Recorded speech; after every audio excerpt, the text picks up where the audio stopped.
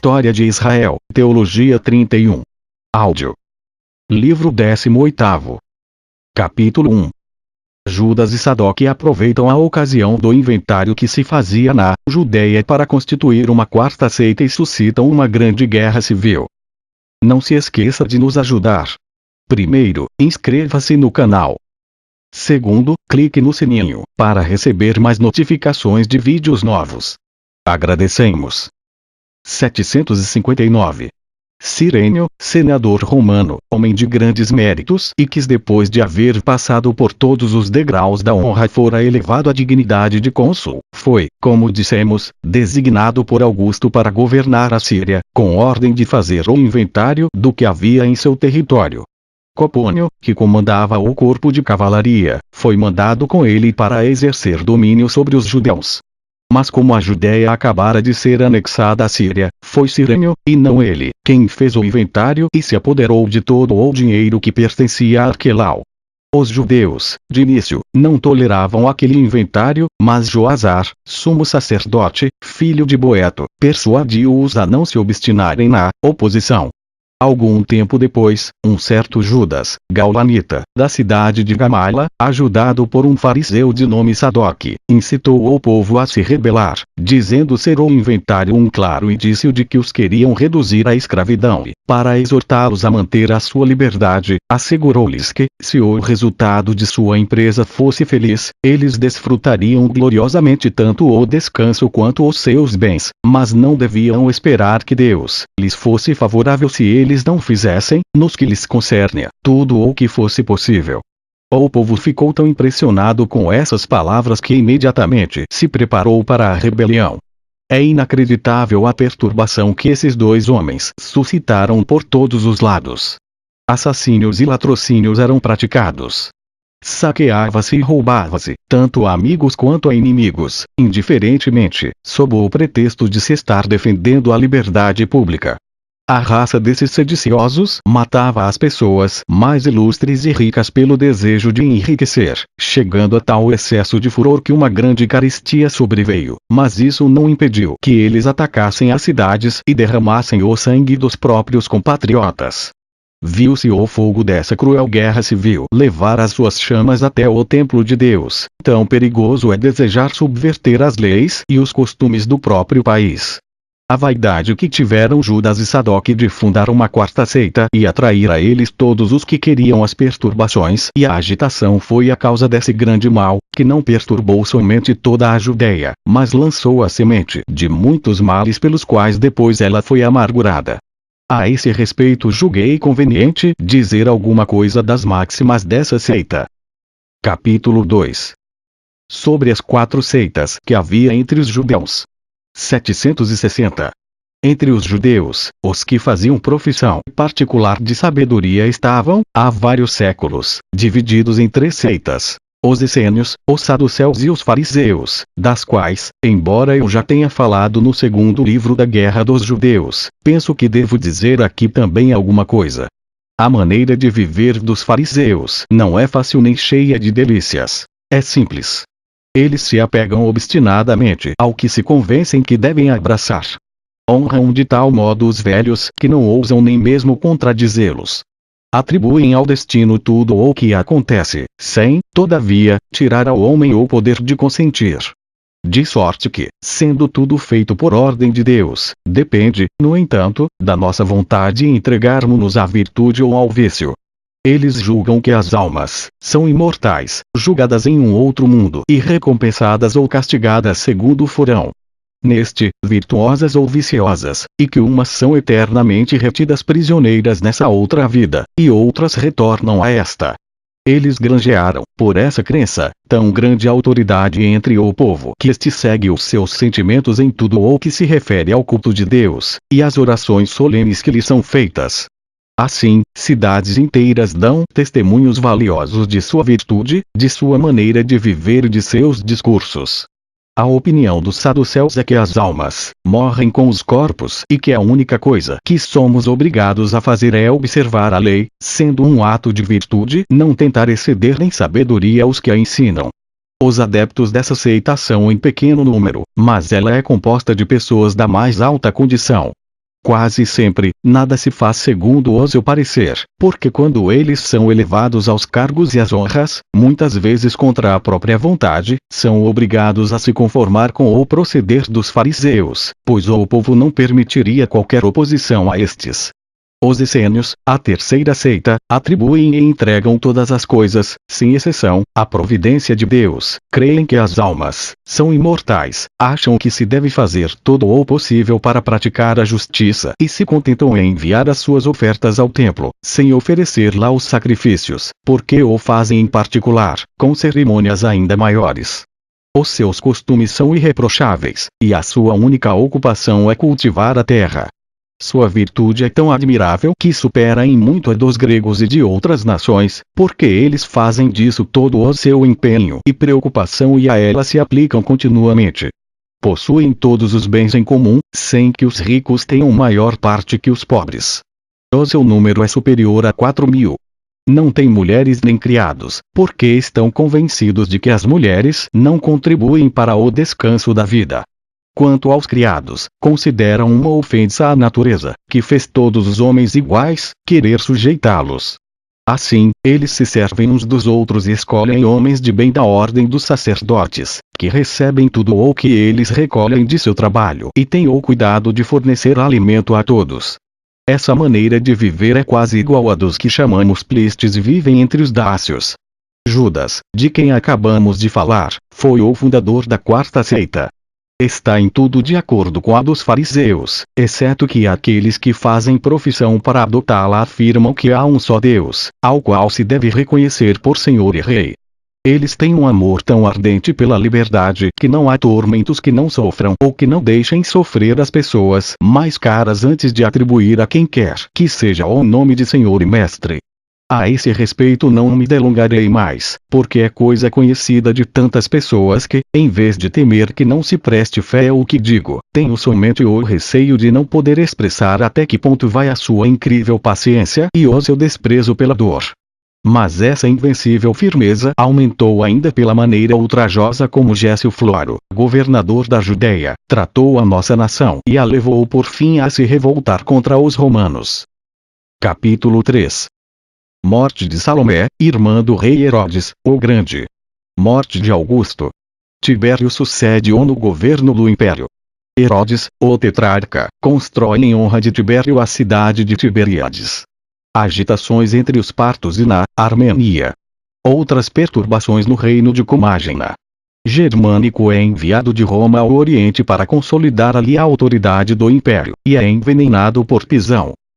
761.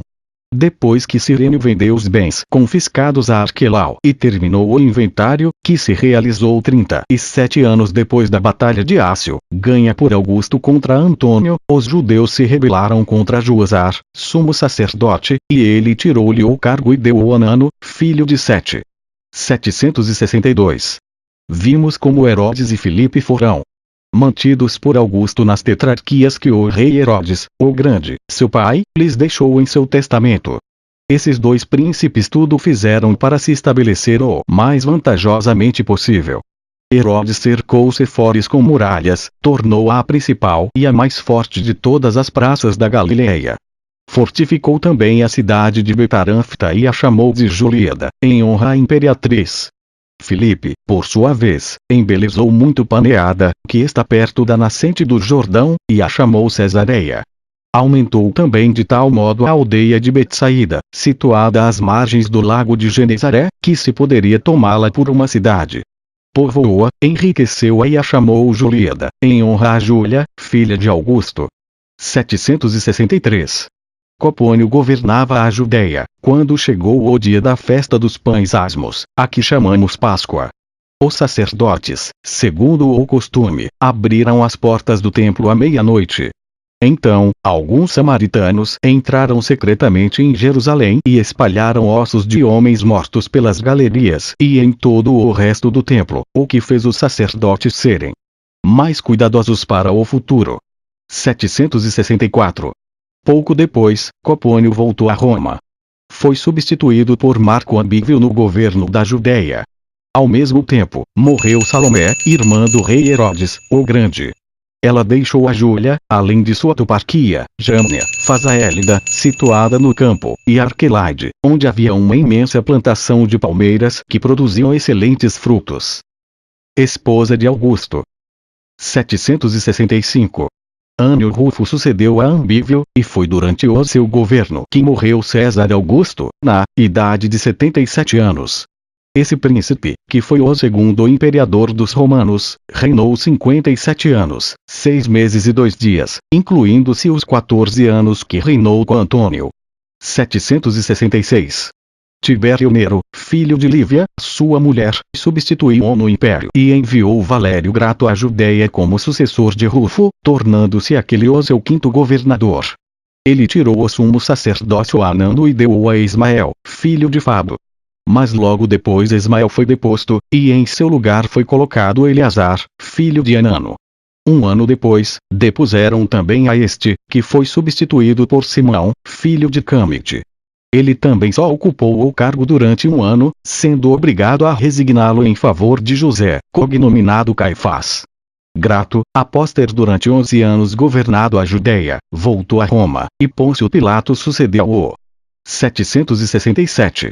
Herodes, o tetrarca, conquistara as boas graças do imperador Tibério. Construiu uma cidade a qual, por causa dele, deu o nome de Tiberíades.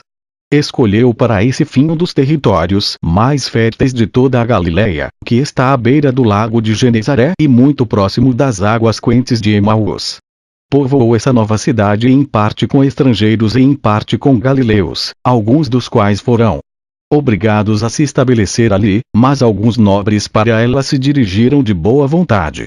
Esse príncipe tinha tanto desejo de tornar a cidade bem povoada que recebeu até mesmo pessoas de baixa condição, provenientes de todas as partes, e dentre as quais algumas tinham a aparência de escravos.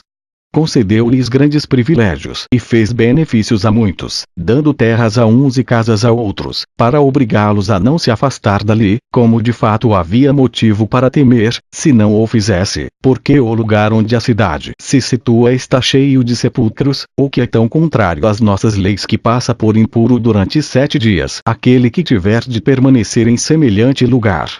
768. Nesse mesmo tempo, Frate, rei dos partos, foi morto à traição por Fratace, seu filho, do modo que vou narrar. Frate tinha vários filhos legítimos, mas ficou perdidamente enamorado de uma criada italiana, que o imperador lhe havia mandado, entre outros presentes, e que era na verdade muito formosa. Considerou-a de início uma concubina, mas a paixão crescia sempre e, como já tivera com ela um filho, Fratace, desposou-a. Ela era poderosa e tinha ascendência sobre o espírito dele, e por isso concebeu a ideia de entregar o império dos partos nas mãos do filho. Mas os seus esforços só teriam efeito se os filhos legítimos de Frate fossem afastados. Ela então o persuadiu a enviá-los como reféns a Roma. O soberano, que nada lhe podia recusar, atendeu-a. Assim, Fratace ficou sozinho com ela. Esse detestável filho tinha grande desejo de reinar e, não esperando nem mesmo a morte do pai, mandou matá-lo, a conselho de sua mãe, com a qual, sabia-se, ele vivia de maneira abominável. O horror causado por esse parricídio e pelo incesto atraiu sobre ele um ódio geral, e ele foi expulso, morrendo antes de assumir a sua criminosa dominação. A nobreza então julgava que o Estado só se poderia manter sob o governo de um rei e que esse rei deveria ser da família dos Arsácidas. Considerando a família de Frate consporcada pela horrível impudicícia daquela italiana, escolheram Herodes, que era de sangue real, para elevá-lo ao trono e enviou embaixadores a ele. Mas esse príncipe era tão colérico, tão cruel e de tão difícil acesso que o povo não pôde tolerá-lo. Conspiraram contra ele. Como os partos tinham o costume de levar consigo espadas, ele foi morto num banquete ou, como outros dizem, numa caçada. Assim, os partos, não tendo mais reis, mandaram pedir em Roma que um dos filhos de Frate reinasse sobre eles. Os príncipes estavam então sob custódia em Roma, e deram-lhe Vunono, que foi preferido aos irmãos porque o julgaram, por consentimento unânime dos dois grandes impérios, mais digno que os outros de ser elevado àquele alto grau de honra. Mas como esses bárbaros são naturalmente inconstantes e insolentes, os principais dentre eles se arrependeram bem depressa de sua escolha e disseram que não queriam mais obedecer a um escravo, chamavam assim o príncipe porque ele fora entregue como refém aos romanos. Alegavam também que ele chegara à condição de rei não pelo direito da guerra, mas em tempo de paz. Depois dessa revolta, mandaram oferecer a coroa a Artabano, rei dos Medos, que também era da família dos Arsácidas. Ele a aceitou com alegria e veio com um grande exército. Mas como somente a nobreza tomava parte nesses acontecimentos, Vonono, ao qual o povo continuava fiel, venceu Artabano numa batalha e obrigou-o a fugir para os montes da Média. Artabano reuniu depois novas forças e travou uma segunda batalha, na qual Vonono foi vencido e fugiu com os seus homens para a Armênia. Artabano, após promover grande carnificina entre os partos, avançou até Ctesifon e ficou assim senhor de todo o reino. Quanto a Vonono, logo que chegou à Armênia concebeu a ideia de se tornar rei.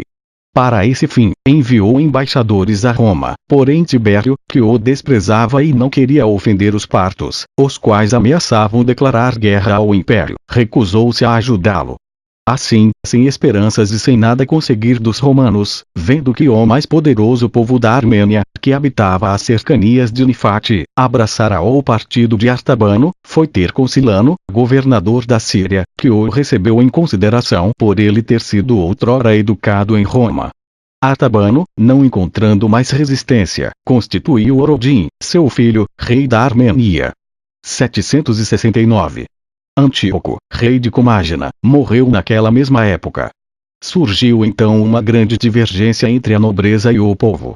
A nobreza queria que o reino fosse reduzido à província, e o povo exigia o contrário, querendo ser governado por um rei, como antes. Para resolver esse caso, Germânico, por um decreto do Senado, foi enviado ao Oriente. Parece que o destino preparou essa ocasião para destruir o ilustre príncipe. Após organizar com habilidade todos os negócios, como era de se desejar, ele foi envenenado por Pisão, como veremos mais adiante. Capítulo 4. Revolta dos judeus contra Pilatos, governador da Judéia, por ter feito entrar em Jerusalém as bandeiras, que traziam a imagem do imperador. Ele as retira. Louvores, de Jesus Cristo. Horrível ofensa feita a uma dama romana pelos sacerdotes da deusa Ísis e castigo que Tibério lhes inflige. Não se esqueça de nos ajudar. Primeiro, inscreva-se no canal. Segundo, clique no sininho, para receber mais notificações de vídeos novos. Agradecemos. 770.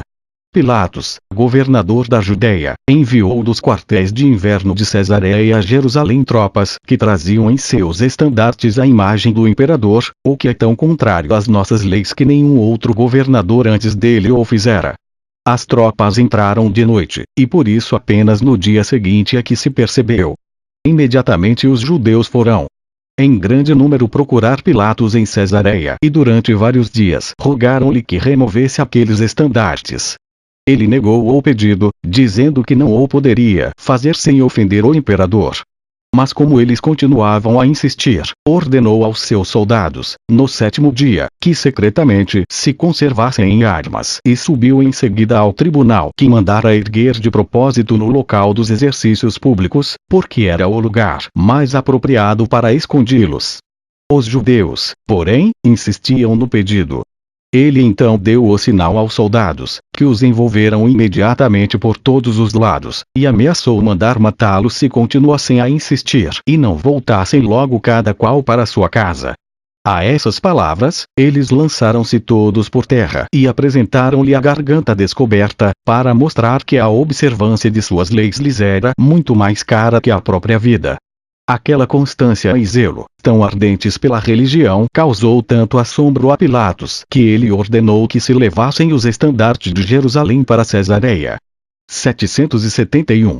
Em seguida, Pilatos tentou retirar dinheiro do tesouro sagrado para fazer vir a Jerusalém, pelos aquedutos, a água cujas nascentes distavam uns 200 estádios. O povo ficou de tal modo revoltado que veio em grupos numerosos queixar-se e rogar-lhe que não continuasse aquele projeto. E, como acontece ordinariamente no meio de uma população exaltada, alguns chegaram de dizer-lhe palavras injuriosas. Ele ordenou então aos soldados que escondessem cacetes debaixo da túnica e rodeassem a multidão. Quando recomeçaram as injúrias, sinalizou aos soldados para que executassem o que havia determinado. Eles não somente obedeceram, como fizeram mais do que ele desejava, pois espancaram tanto os sediciosos quanto os indiferentes.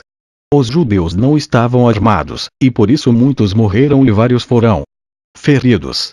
E a sedição terminou. 772. Nesse mesmo tempo, apareceu Jesus, que era um homem sábio, se é que podemos considerá-lo simplesmente um homem, tão admiráveis eram as suas obras. Ele ensinava aos que tinha prazer em ser instruídos na verdade e foi seguido não somente por muitos judeus, mas também por muitos gentios. Ele era o Cristo. Os mais ilustres dentre os de nossa nação acusaram-no perante Pilatos, e este ordenou que o crucificassem. Os que o haviam amado durante a sua vida não o abandonaram depois da morte. Ele lhes apareceu ressuscitado e vivo no terceiro dia, como os santos profetas haviam predito, dizendo também que ele faria muitos outros milagres. É dele que os cristãos, os quais vemos ainda hoje, tiraram o seu nome. 773. Por esse mesmo tempo, aconteceu uma grande perturbação na Judéia e um horrível escândalo em Roma, durante os sacrifícios de Ísis. Começarei a falar deste último e depois passarei ao que se refere aos judeus. Havia em Roma uma jovem senhora, de nome Paulina, que não era menos ilustre por sua virtude que por seu nascimento, e era tão bela quanto rica. Havia desposado Saturnino, a quem não poderíamos louvar suficientemente, bastando dizer que era digno de ser o marido de semelhante mulher. Desse o mundo, jovem que ocupava uma posição muito elevada na ordem dos cavaleiros, concebeu por ela o amor mais ardente que se possa imaginar. E, como ela era de tal virtude que não se deixava conquistar por presentes, a impossibilidade de obter o seu desejo aumentou-lhe ainda mais a paixão. Ele chegou a oferecer-lhe 200.000 dracmas por uma noite, porém ela rejeitou a proposta com desprezo. A vida tornou-se tão insuportável para o mundo que ele resolveu matar-se pela fome. No entanto, uma das libertas de seu pai, chamada Idin, que era muito hábil em determinadas coisas, as quais convém mais ignorar que saber, procurou-o para dizer-lhe que não perdesse a esperança. Ela prometeu obter o que ele desejava, sem que lhe custasse mais de 50.000 dracmas. Tal proposta fez Mundo retomar alento, e ele deu-lhe a soma que ela pedia. Como a tal liberta sabia que o dinheiro era inútil para tentar uma mulher tão casta, resolveu servir-se de um outro meio. Sabendo que ela nutria uma devoção muito particular pela deusa Ísis, foi procurar alguns de seus sacerdotes. Após comprar-lhes o segredo, informou-os do extremo amor de Mundo para com Paulina. Se eles encontrassem um meio de satisfazer aquela paixão, ela lhes daria no mesmo instante 25.000 dracmas e outro tanto depois que houvessem cumprido a promessa.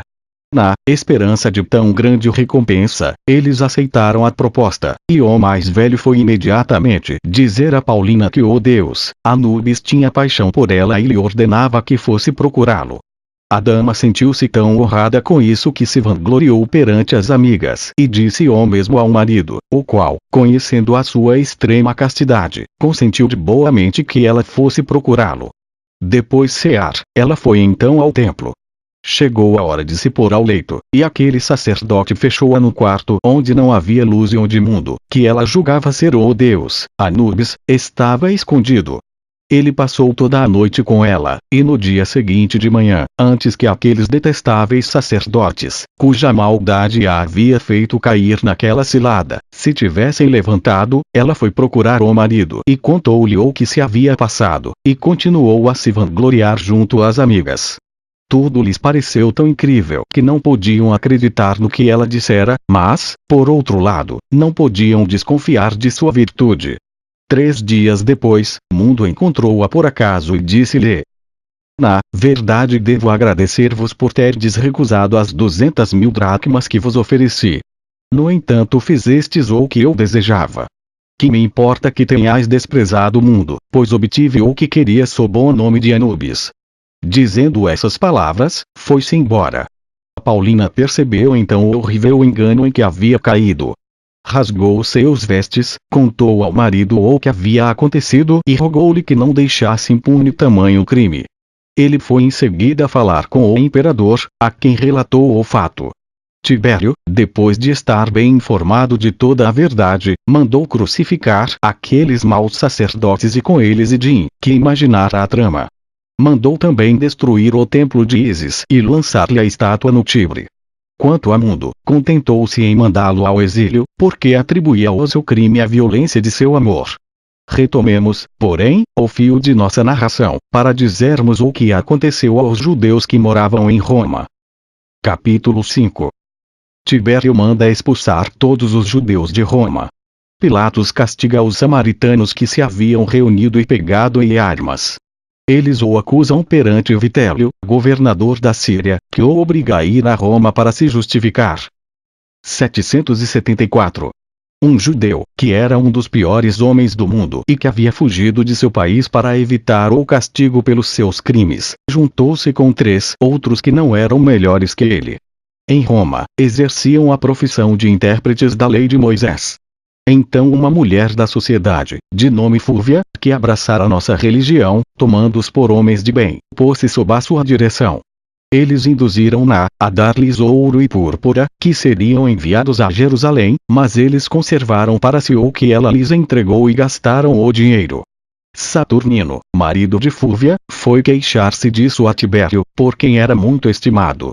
Sabendo disso, ele ordenou que todos os judeus fossem expulsos de Roma.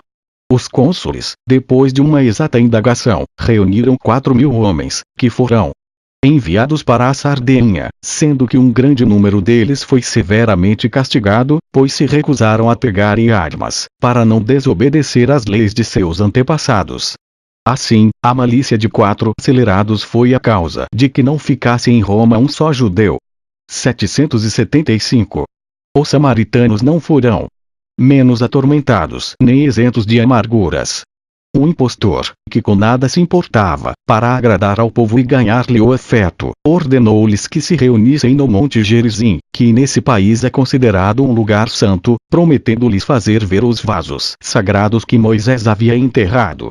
Com tal promessa, tomaram as armas e, esperando os que deviam juntar-se a eles de todos os lados para subir o monte, sitiaram a aldeia de Tirataba. Mas Pilatos os precedeu. Avançou com sua cavalaria, ocupou o monte, atacou-os perto daquela aldeia, pô-los em fuga, prendeu vários, mandou cortar a cabeça aos chefes.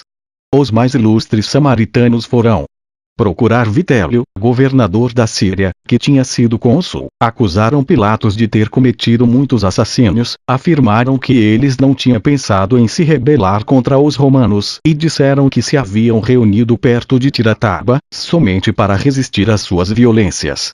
Vitélio, ante essas queixas, mandou Marcelo, seu amigo, para cuidar do governo da Judéia e ordenou a Pilatos que fosse justificar-se perante o imperador.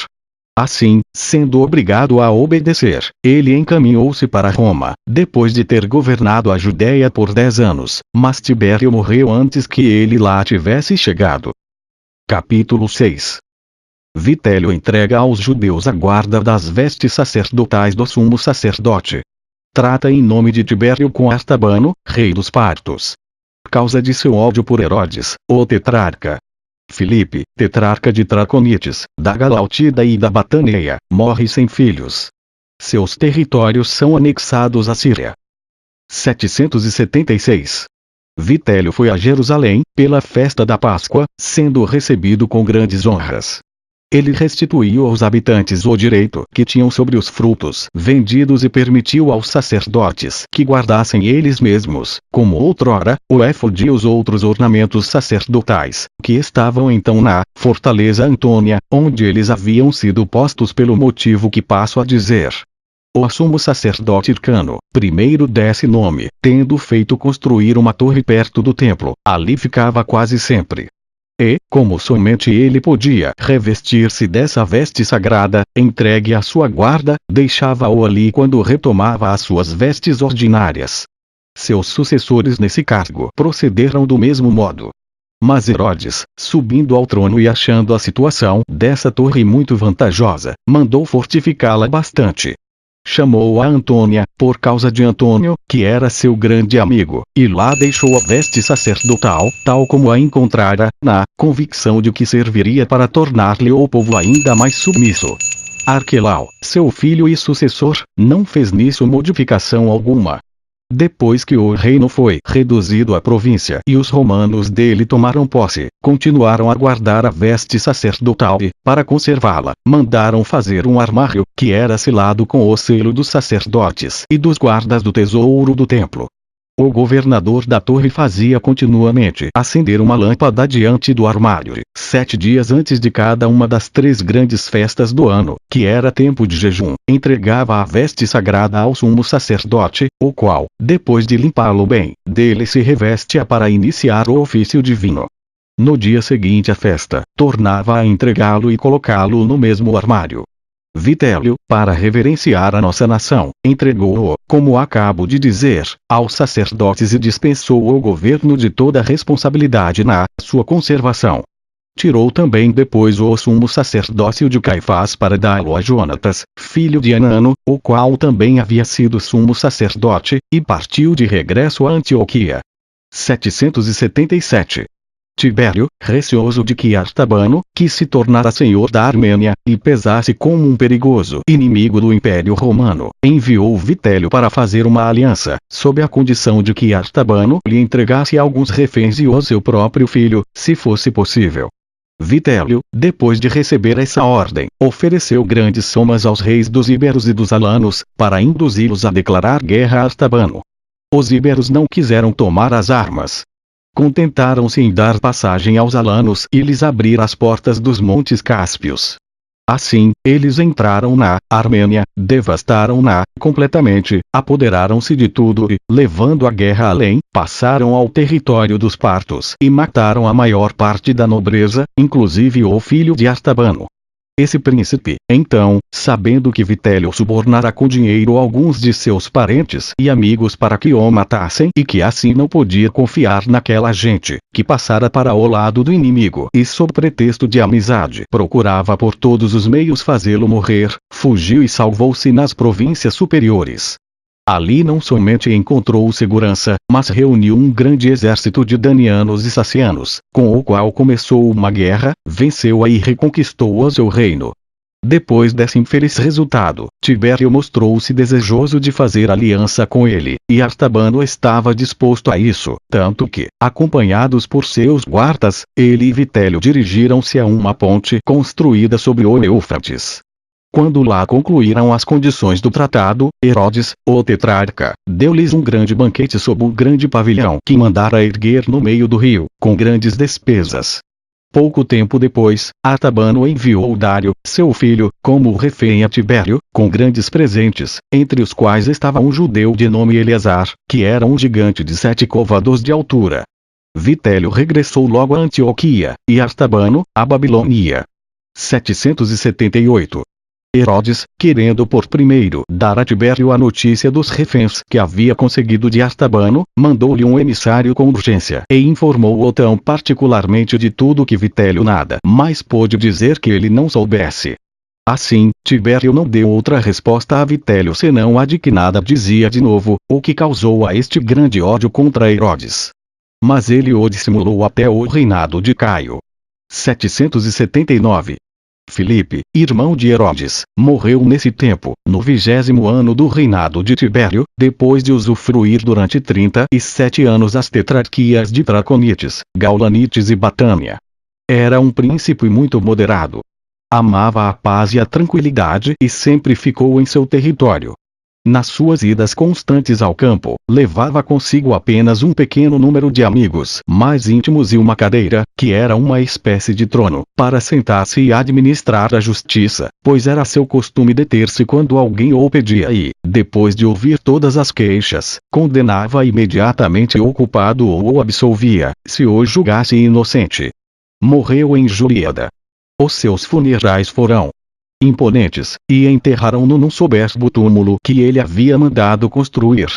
Como ele não deixou filhos, Tibério anexou os seus territórios à Síria, sob a condição de que o dinheiro dos rendimentos permanecesse no seu país. Capítulo 7. Guerra entre Aretas, rei de Petra, e Herodes, o tetrarca, que, tendo desposado a filha daquele, queria repudiá-la para casar-se com Herodias, filha de Aristóbulo e mulher de Herodes, seu irmão por parte de pai.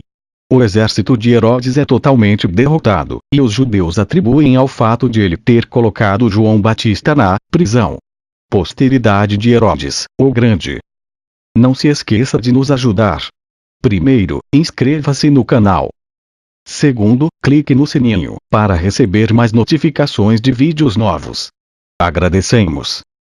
780. Nesse mesmo tempo, aconteceu, pelo motivo que passo a descrever, uma grande guerra entre Herodes, o tetrarca, e Aretas, rei de Petra. Herodes, que havia desposado a filha de Aretas e vivera muito tempo com ela, passou, numa viagem a Roma, pela casa de Herodes, seu irmão por parte de pai, filho da filha de Simão, sumo sacerdote, e concebeu tal paixão pela mulher dele, Herodias, filha de Aristóbulo, irmão de ambos e irmã de Agripa, que depois foi rei, que propôs desposá-la logo que estivesse de volta de Roma e repudiasse a filha de Aretas. Ele continuou a sua viagem e voltou após cumprir as incumbências de que fora encarregado. A sua mulher veio a saber de tudo o que se havia passado entre ele e Herodias, mas nada demonstrou e rogou-lhe que permitisse ir a Maquera, fortaleza situada na fronteira dos dois territórios, que então pertencia ao rei seu pai. Como Herodes não julgava que ela soubesse de seu projeto, não teve dificuldade em atendê-la. O governador da praça recebeu-a muito bem, e um grande número de soldados escoltou até a corte do rei Aretas. Ela contou-lhe da resolução tomada por Herodes, e ele sentiu-se muito ofendido. Havendo já surgido algumas divergências entre os dois príncipes, por causa dos limites do território de Gamala, eles entraram em guerra. Todavia, nenhum nem outro tomou parte dela em pessoa. A batalha travou-se, e o exército de Herodes foi completamente derrotado, devido à traição de alguns refugiados que, expulsos da tetrarquia de Filipe, se alistaram nas tropas de Aretas. Herodes escreveu a Tibério, contando o que havia acontecido, e este ficou tão enfurecido contra Aretas que ordenou a Vitélio que lhe declarasse guerra e o trouxesse vivo, se possível, ou lhe mandasse a cabeça, caso ele viesse a morrer na luta. 781. Vários judeus julgaram a derrota do exército de Herodes um castigo de Deus, por causa de João, cognominado Batista.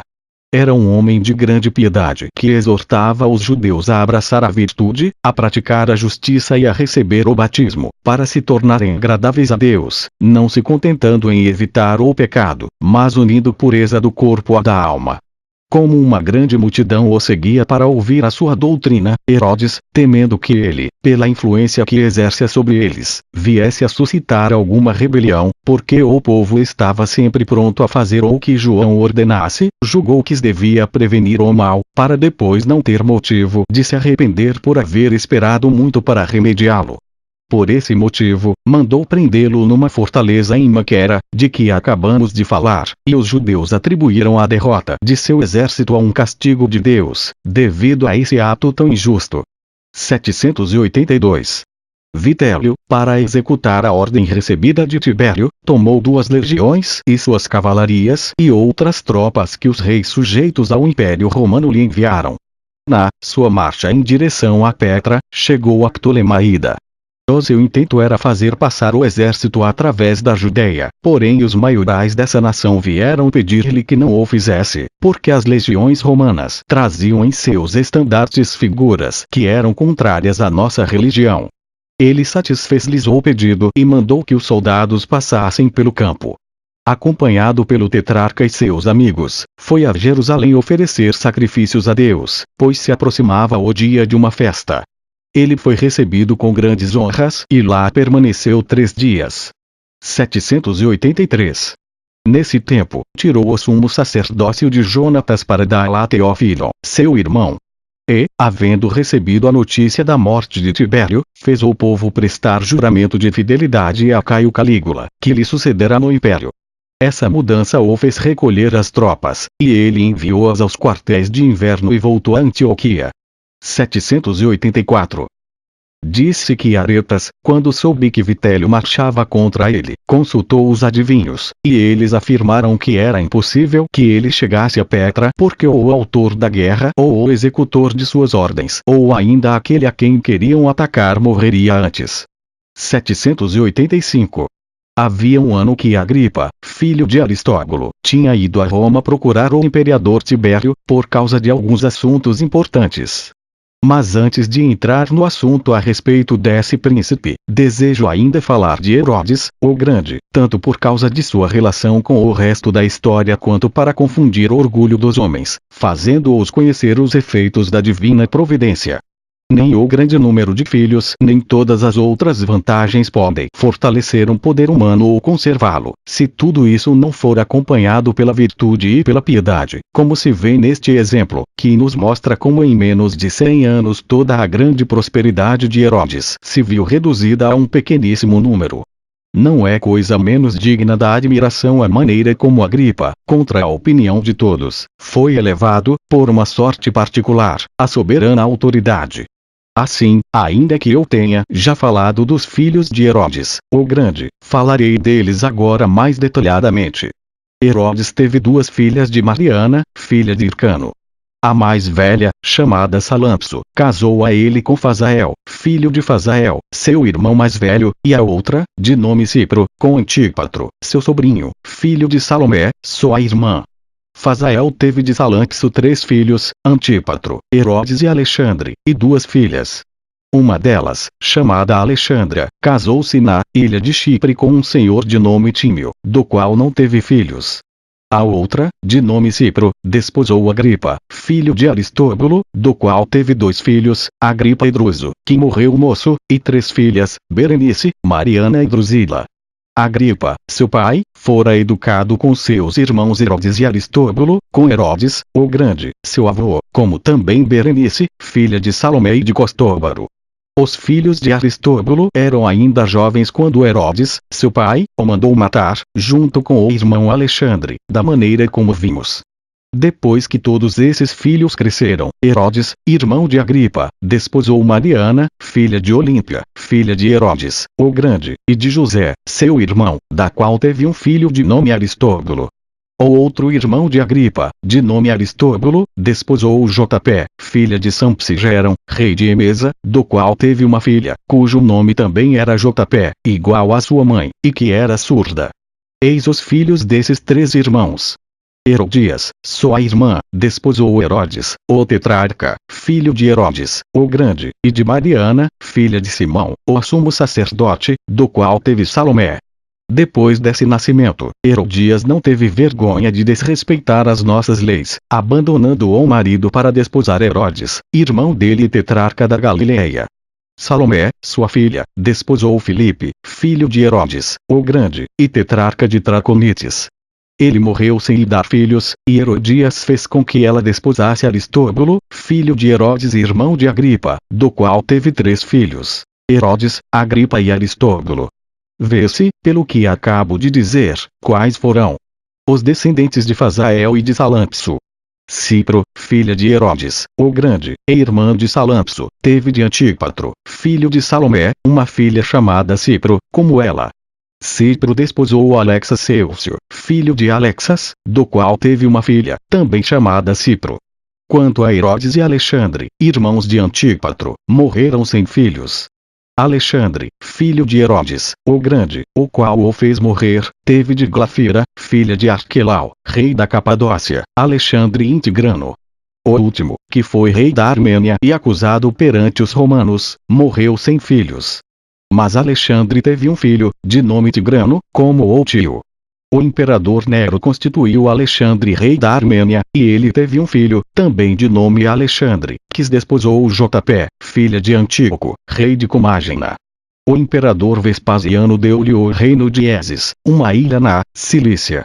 Os descendentes desse Alexandre abandonaram a religião de nossos pais para abraçar a dos gregos. Os outros filhos de Herodes, o Grande, morreram sem descendência.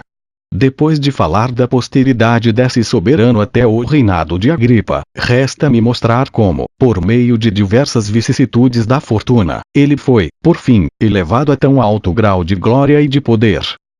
Capítulo 8. Diversas circunstâncias, pelas quais Agripa, cognominado o Grande, filho de Aristóbulo e neto de Herodes, o Grande, e de Mariana, foi constituído rei dos judeus pelo imperador Caio, cognominado Calígula, logo depois que este sucedeu a Tibério. Não se esqueça de nos ajudar.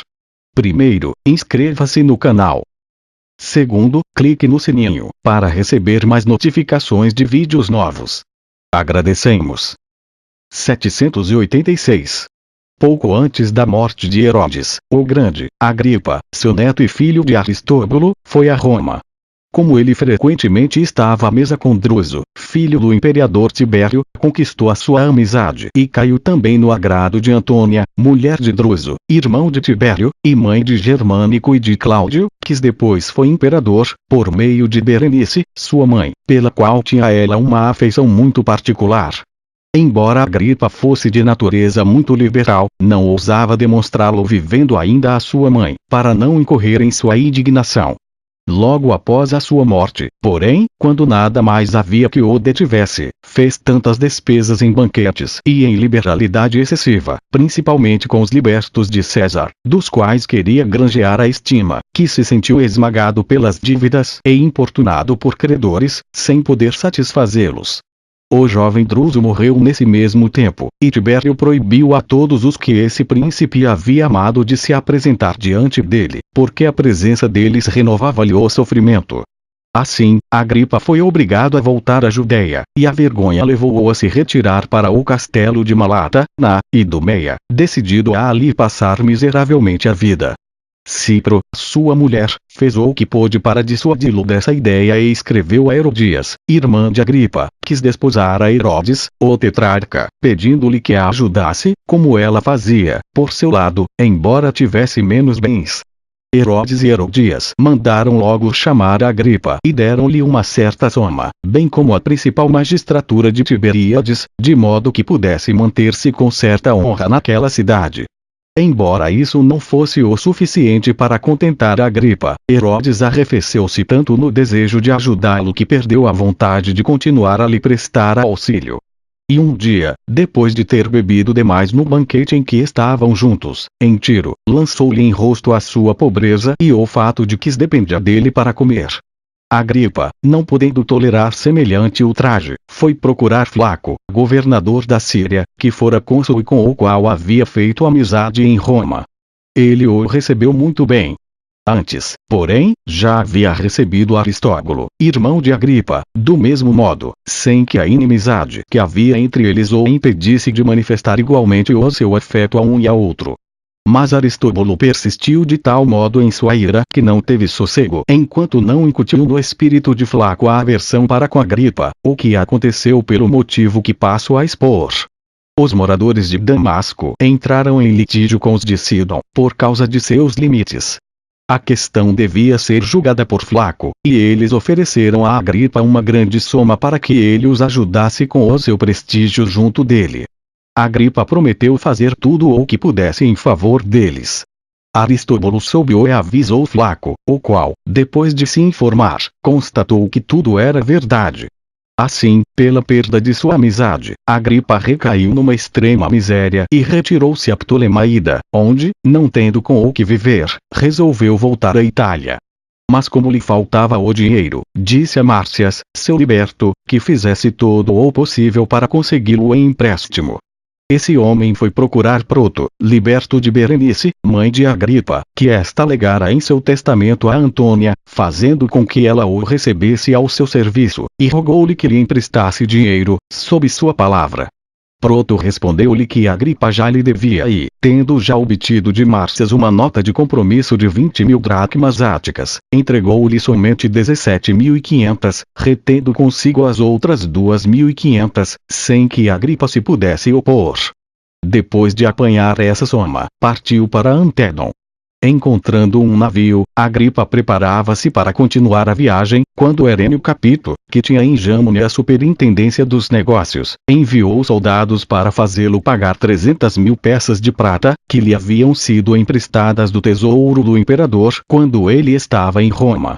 Agripa garantiu-lhes que não deixaria de pagar, mas logo que veio mandou levantar âncora e tomou o caminho de Alexandria. Ao chegar, pediu a Alexandre, que era Alabarte, que lhe emprestasse 200.000 peças de prata. Ele respondeu que não lhe emprestaria, mas que não recusaria o empréstimo a Cipro, sua mulher, porque admirava-lhe a virtude e o amor pelo marido.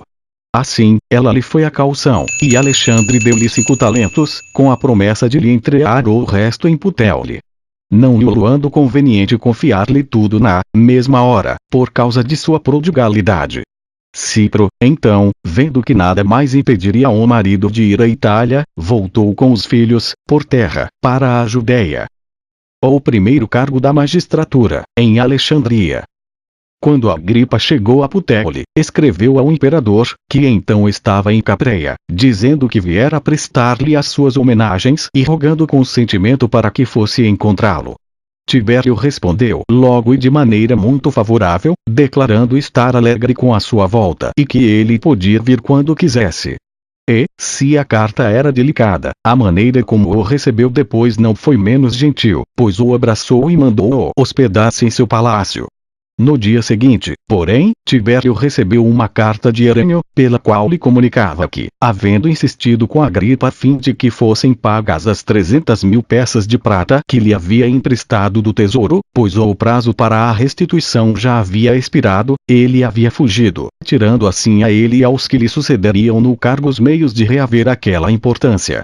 Essa carta irritou a Tibério contra Agripa, e ele deu ordem aos porteiros do quarto que não o deixassem vir à sua presença até que pagasse o que devia.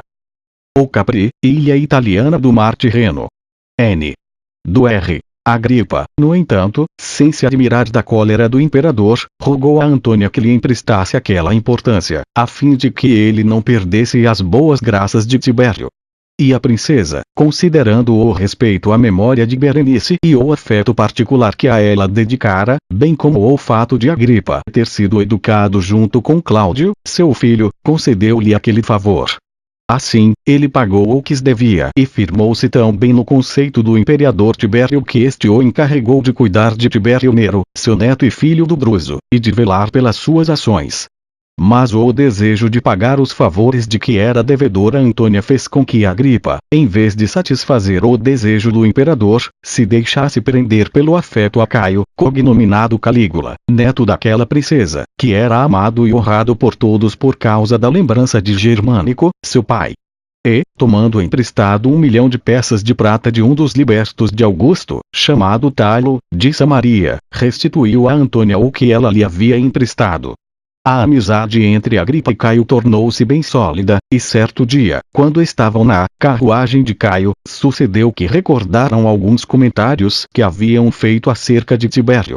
Agripa expressou o desejo de que o imperador logo saísse de cena e deixasse o governo nas mãos de Caio, a quem considerava muito mais digno de reinar. Eutico, seu liberto, que guiava o carro, ouviu-o e no momento nada disse. Algum tempo depois, no entanto, Agripa acusou-o de roubo, o que era verdade, e ele fugiu. Quando foi preso, levaram-no à presença de Pisão, prefeito de Roma. Em vez de responder à acusação que lhe faziam, Eutico declarou que tinha um segredo a declarar ao imperador, relativo à sua segurança e preservação. Imediatamente, enviaram-no acorrentado a Capreia. Tibério mandou colocá-lo na prisão e lá o deixou, sem se incomodar mais com o fato. Embora isso pareça estranho, não há motivo para admiração, porque jamais príncipe algum se apressou menos do que ele, em qualquer assunto. Não dava audiência aos embaixadores e nem preenchia os cargos de governadores e de intendente das províncias senão após a morte desses titulares. Quando os amigos perguntavam a razão disso, ele respondia que, quanto aos embaixadores, se os despachasse prontamente, logo lhe enviariam outros, e assim ele viveria enfadado com ininterruptas embaixadas. No que dizia respeito aos governadores e intendentes das províncias, evitava mudá-los para aliviar o povo, porque os homens são naturalmente gananciosos, principalmente quando é à custa de estrangeiros que eles se enriquecem, e se atiram com mais avidez às cobranças ao perceber que lhes resta pouco tempo no cargo. Porém, ao invés, se depois de haverem acumulado muitos bens não se sentirem ameaçados por um iminente sucessor, procedem com mais moderação. As riquezas todas das províncias não seriam suficientes para contentar a cobiça desses oficiais, caso eles fossem mudados frequentemente. Como prova do que dizia, serviu-se desta comparação. Um homem fora ferido com muitos golpes, e uma grande quantidade de moscas lançou-se às suas chagas. Um viajante, vendo-o naquele estado, teve compaixão dele. Julgando que não lhe restaria mais forças para enxotá-las, resolveu prestar-lhe aquele auxílio. Mas o ferido pediu-lhe que o deixasse como estava. O outro perguntou a razão disso, e ele respondeu: como essas moscas que vedes já estão fartas do meu sangue, já não me causam tanto mal. Mas, se vos as enxotardes, virão outras que, estando ainda com fome e me encontrando tão fraco, acabarão por me fazer morrer. E a melhor prova do que acabo de dizer acerca do caráter de Tibério é que, durante os 22 anos de seu reinado, ele enviou apenas 2 governadores à Judéia, Grato e Pilatos, e procedeu do mesmo modo com as outras províncias sujeitas ao Império Romano. Esse príncipe dizia também que não julgava prontamente os prisioneiros para castigá-los por seus crimes com um longo sofrimento. Foi por isso que Tibério conservou Eutico por tanto tempo na prisão sem ouvi-lo.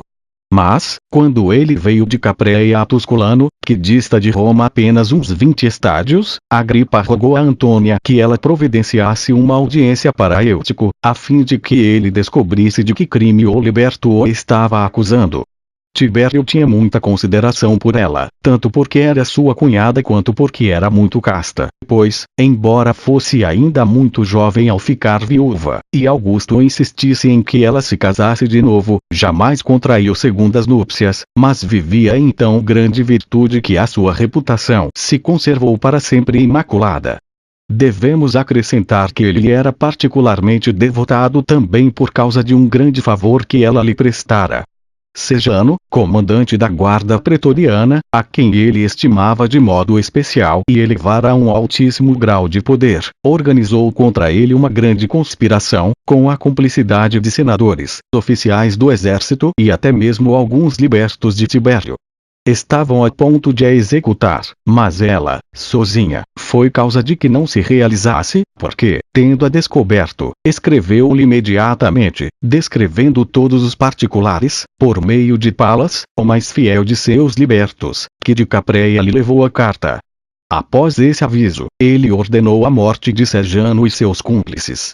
Esse grande serviço aumentou ainda a estima que ele dedicava a essa princesa, e por isso passou a depositar nela inteira confiança. E assim, como nada havia de que ela não lhe pudesse falar, Antônia rogou-lhe que se dignasse escutar o que Eutico tinha a dizer.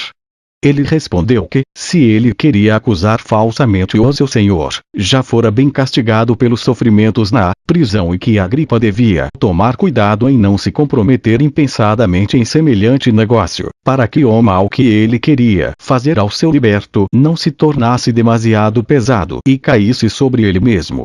Essa resposta, em vez de acalmar Agripa em seu desígnio, levou-o a insistir ainda mais com Antônia, a fim de obter aquele esclarecimento do imperador.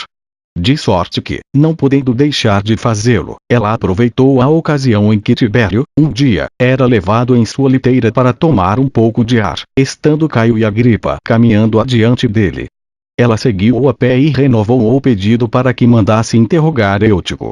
Ele respondeu: tomo os deuses como testemunha de que é contra os meus sentimentos e somente para não vos contrariar que farei o que desejais de mim. Então ordenou a Macron, que sucederá a Sejano no cargo de comandante da guarda pretoriana, que mandasse vir Eutico. Sem demora, trouxeram-no, e Tibério perguntou-lhe o que tinha a dizer contra aquele ao qual era devedor de sua liberdade. Ele disse: um dia, meu senhor, quando Caio, que vejo aqui presente, e Agripa estavam juntos no carro e eu junto deles, para levá-los, Agripa disse a Caio, além de outras coisas: Tomara que logo chegue o dia em que aquele velho vá para o outro mundo e vos deixe senhor deste reino. Tibério, seu neto, não vos será obstáculo, pois muito facilmente vos podereis desfazer dele. Como esta terra seria feliz! E como eu teria parte nessa felicidade! Tibério deu crédito às palavras de Eutico, sendo que também guardava ressentimentos pelo fato de Agripa haver recusado cuidar de Tibério Nero, seu neto, como ele lhe ordenara, para se dedicar inteiramente a Caio. Assim, ordenou a Macron: acorrentai aquele homem. Macron, que não podia imaginar que o imperador falava de Agripa, esperou estar completamente inteirado de sua vontade para executar a ordem. Tibério, após dar algumas voltas no hipódromo, viu ainda Agripa e disse a Macron: não vos tinha ordenado que acorrentasseis aquele homem. Retrucou-lhe Macron: que homem, senhor? E Tibério respondeu: Agripa. Agripa então, apelando para a memória de seu filho, com o qual havia sido educado, e para os serviços que prestara a Tibério, seu neto, suplicou-lhe clemência. Os seus rogos, porém, foram inúteis, e os guardas do imperador levaram-no para a prisão sem lhe tirar as vestes de púrpura. Como o calor era muito forte e o vinho que bebera no jantar esquentara-o ainda mais, ele sentia tanta sede que procurou com os olhos alguma coisa que a mitigasse. Viu então que um dos escravos de Caio, chamado Talmasto, levava um jaú cheio de água. Pediu-a, e o escravo o atendeu de boa vontade. Depois de beber, ele disse: não vos arrependereis de me terdes prestado este favor, pois logo que ficar livre, obterei de Caio a vossa liberdade, como recompensa, pois, vendo-me prisioneiro, atendestes ao meu pedido como se eu estivesse livre. Essa promessa foi cumprida, pois, quando mais tarde subiu ao trono, Agripa solicitou a Caio que lhe desse Talmasto e não somente o libertou, como lhe deu a administração de todos os seus bens. E, ao morrer, recomendou a Agripa, seu filho, e a Berenice, sua filha, que o conservassem naquele cargo. E assim, ele desempenhou a sua incumbência com honra durante toda a sua vida. Um dia, quando Agripa estava com outros prisioneiros diante do palácio, a debilidade causada pela tristeza fez com que ele se apoiasse a uma árvore, sobre a qual uma coruja veio pousar. Um alemão, que estava entre os prisioneiros, tendo-o notado, perguntou ao soldado que o vigiava e que estava acorrentado com ele quem era aquele homem. Ao saber que era Agripa, o mais notável de todos os judeus pela glória de sua origem, rogou ao soldado que lhe permitisse aproximar-se dele, a fim de que pudesse ouvir de sua boca alguma coisa sobre os costumes de seu país. O soldado consentiu. Então, por meio de um intérprete, o alemão disse a Agripa: bem vejo que uma tão grande e repentina mudança em vossa sorte vos aflige, e dificilmente acreditareis que a divina providência vos dará a liberdade muito em breve. Mas tomo os deuses como testemunhas, os deuses que adoro e são reverenciados neste país, os quais me puseram nestas cadeias, de que o que vos tenho a dizer não é uma vã consolação, sabendo, como sei, que predições favoráveis, quando não são seguidas de seus efeitos, só nos servem para aumentar a tristeza. Quero, pois, dizer-vos, embora com perigo, o que pressagia essa ave que acaba de voar sobre a vossa cabeça. Estareis bem depressa em liberdade e elevado a tão grande poder que sereis invejado por aqueles que agora têm compaixão de vossa infelicidade. Sereis feliz durante o resto de vossa vida e deixareis filhos que sucederão a vossa felicidade. Mas quando vir desaparecer de novo essa mesma ave, sabei que somente vos restarão 5 dias de vida. Eis como os deuses vos pressagiam, e, como tenho conhecimento disso, julguei oportuno dar-vos essa alegria, para amenizar os vossos males presentes com a esperança de tantos bens futuros. E, quando vos encontrardes em tão grande prosperidade, peço-vos que não vos esqueçais da miséria em que me encontro e que me deis a liberdade. O vaticínio do alemão pareceu tão ridículo a Agripa que provocou nele uma gargalhada, tão forte que causou a ele mesmo espanto e admiração. No entanto, a sua infelicidade causava muito pesar a Antônia, e, como julgava inútil falar em favor dele a Tibério, tudo o que ela podia fazer era rogar a Macron que lhe desse por guardas soldados de caráter sociável, que o fizesse tomar as refeições com os oficiais que o custodiavam, que lhe permitisse tomar banho todos os dias e que desse livre entrada aos seus amigos e libertos, a fim de que fosse mitigada a amargura de sua prisão. Desse modo, Silas, seu amigo, Márcias e Éstico, seus libertos, levavam-lhe alimento e as iguarias de que mais ele gostava. Tinham tanto cuidado dele que, sob o pretexto de querer vender-lhe cobertas, davam-nas a ele, que delas se servia durante a noite, sem que os guardas o impedissem, pois tinham ordem de Macron para não interferir. Assim, 6 meses se passaram, e Tibério, depois de regressar a Capreia, caiu no langor que a princípio não parecia perigoso. Porém o mal cresceu, e ele, perdendo a esperança de viver, ordenou a Evódio, o liberto a quem mais estimava, que lhe trouxesse Tibério, cognominado Gemelo, seu neto, filho de Druso, seu filho, e Caio, seu sobrinho neto, filho de Germânico, seu sobrinho, pois queria falar-lhes antes de morrer.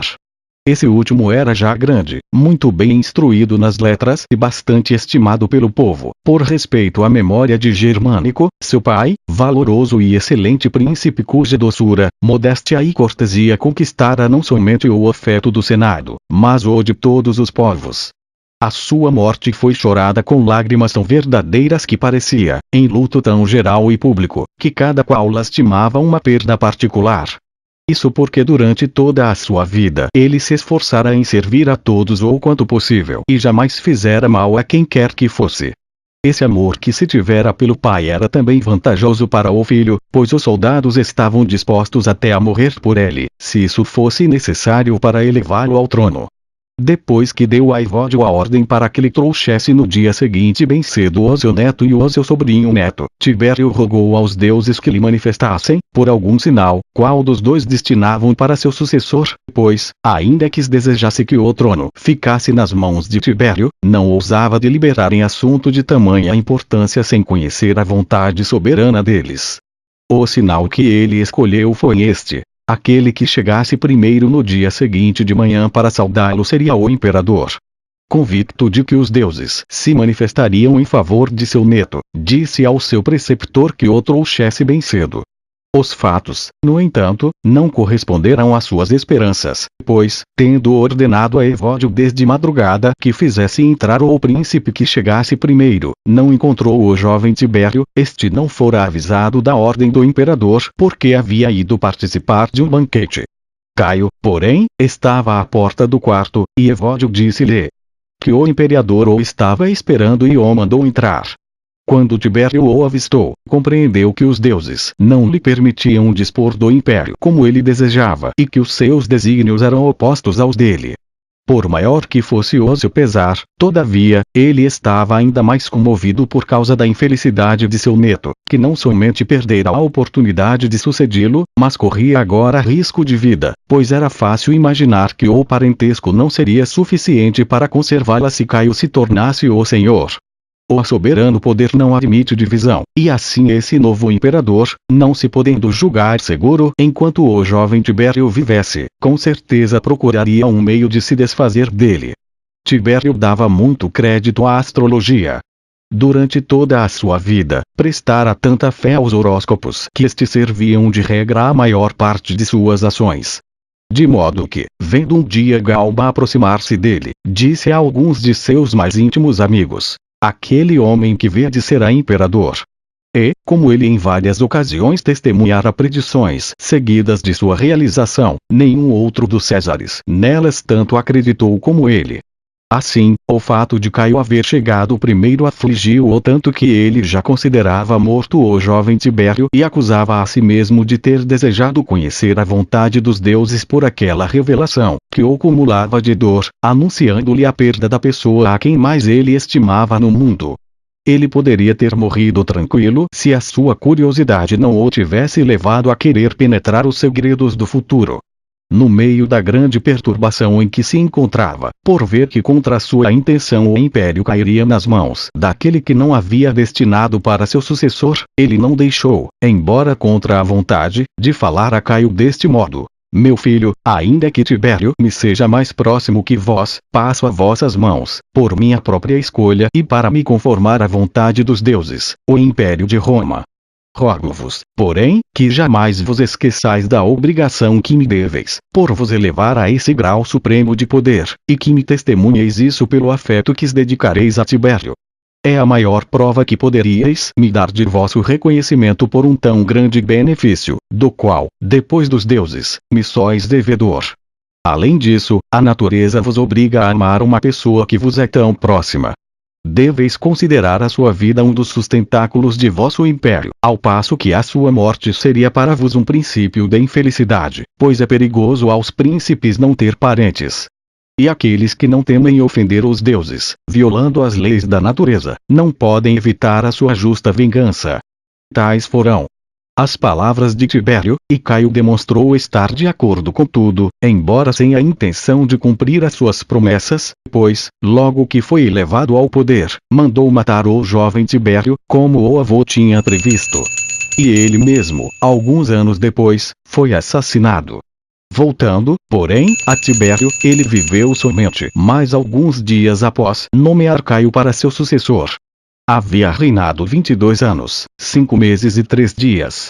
A notícia da morte desse príncipe causou muita alegria em Roma, mas ninguém ousava acreditar, por temer que não fosse verdade.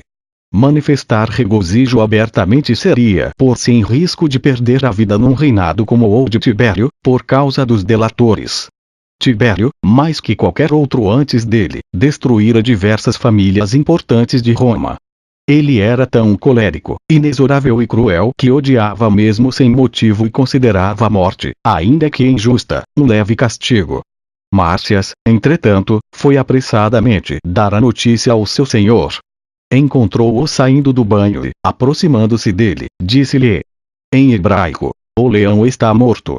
Agripa compreendeu logo o que ele queria dizer e respondeu, com transportes de alegria: como poderei reconhecer os serviços que me prestastes e particularmente este, de me trazerdes tão auspiciosa notícia, se é que é verdadeira? O oficial que guardava a Agripa, tendo visto com que a Márcias havia chegado e o contentamento que Agripa manifestara depois do que ele lhe dissera, não teve dificuldade em julgar que algo de importante acontecera e rogou-lhes que dissessem de que se tratava. De início, eles hesitaram, mas ele insistiu tanto que, por fim, Agripa, que já havia contraído amizade com ele, contou-lhe o que acontecera. O oficial regozijou-se então pela sua felicidade, para manifestar a sua alegria, ofereceu-lhe um banquete. Contudo, enquanto se divertiam e bebiam, alegres, chegou a notícia de que Tibério não havia morrido e que em poucos dias ele retornaria a Roma. A surpreendente notícia deixou abalado o oficial, porque ele então imaginou o risco que corria a sua vida por tratar de modo tão benévolo um prisioneiro que estava sob a sua guarda, isso por acreditar que o imperador havia morrido. Então ele empurrou Agripa do assento onde este se colocara à mesa do festim e disse-lhe: imaginais então que, após terdes me enganado com essa mentira sobre a morte do imperador, ficareis impune. Ou que essa falsa notícia não vos irá custar a cabeça. Ditas essas palavras, ordenou que o acorrentassem de novo e o vigiassem ainda com mais cuidado que antes. A noite passou-se em amargura para Agripa. Porém, no dia seguinte não havia mais dúvida quanto à morte do imperador.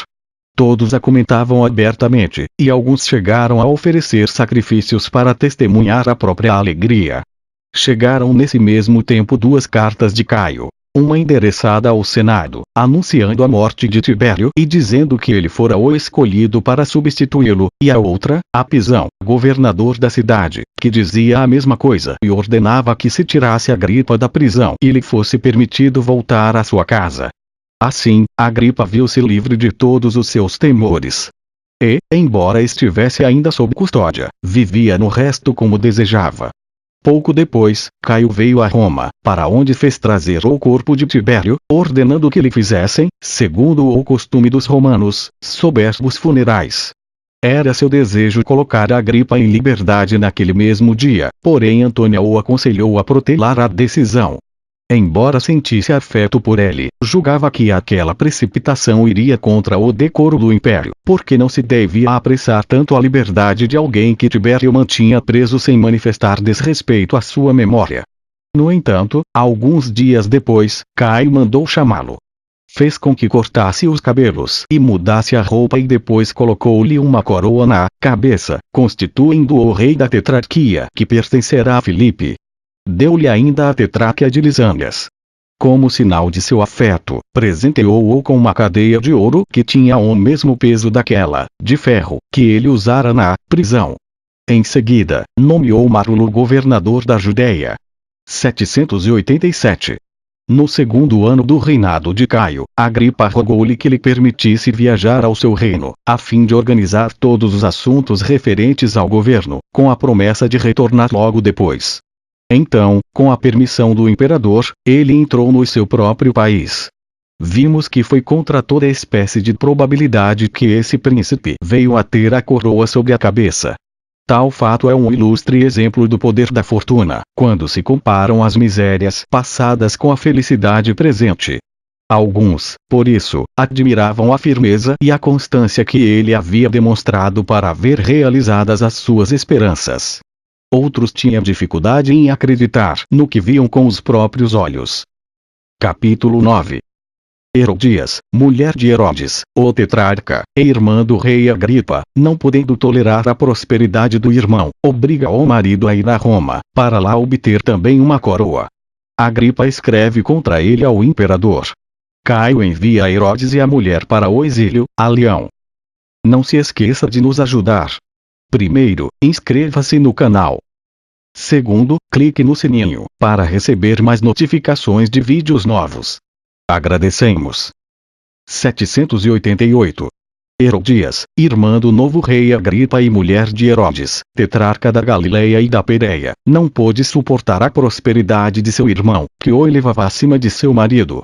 Ela ardia de inveja ao ver aquele que antes fora obrigado a se refugiar junto deles por não ter meios de pagar as próprias dívidas, retornar agora acumulado de honras e de glória. Tão grande mudança de fortuna era-lhe insuportável, principalmente quando o via caminhar com vestes reais no meio do povo.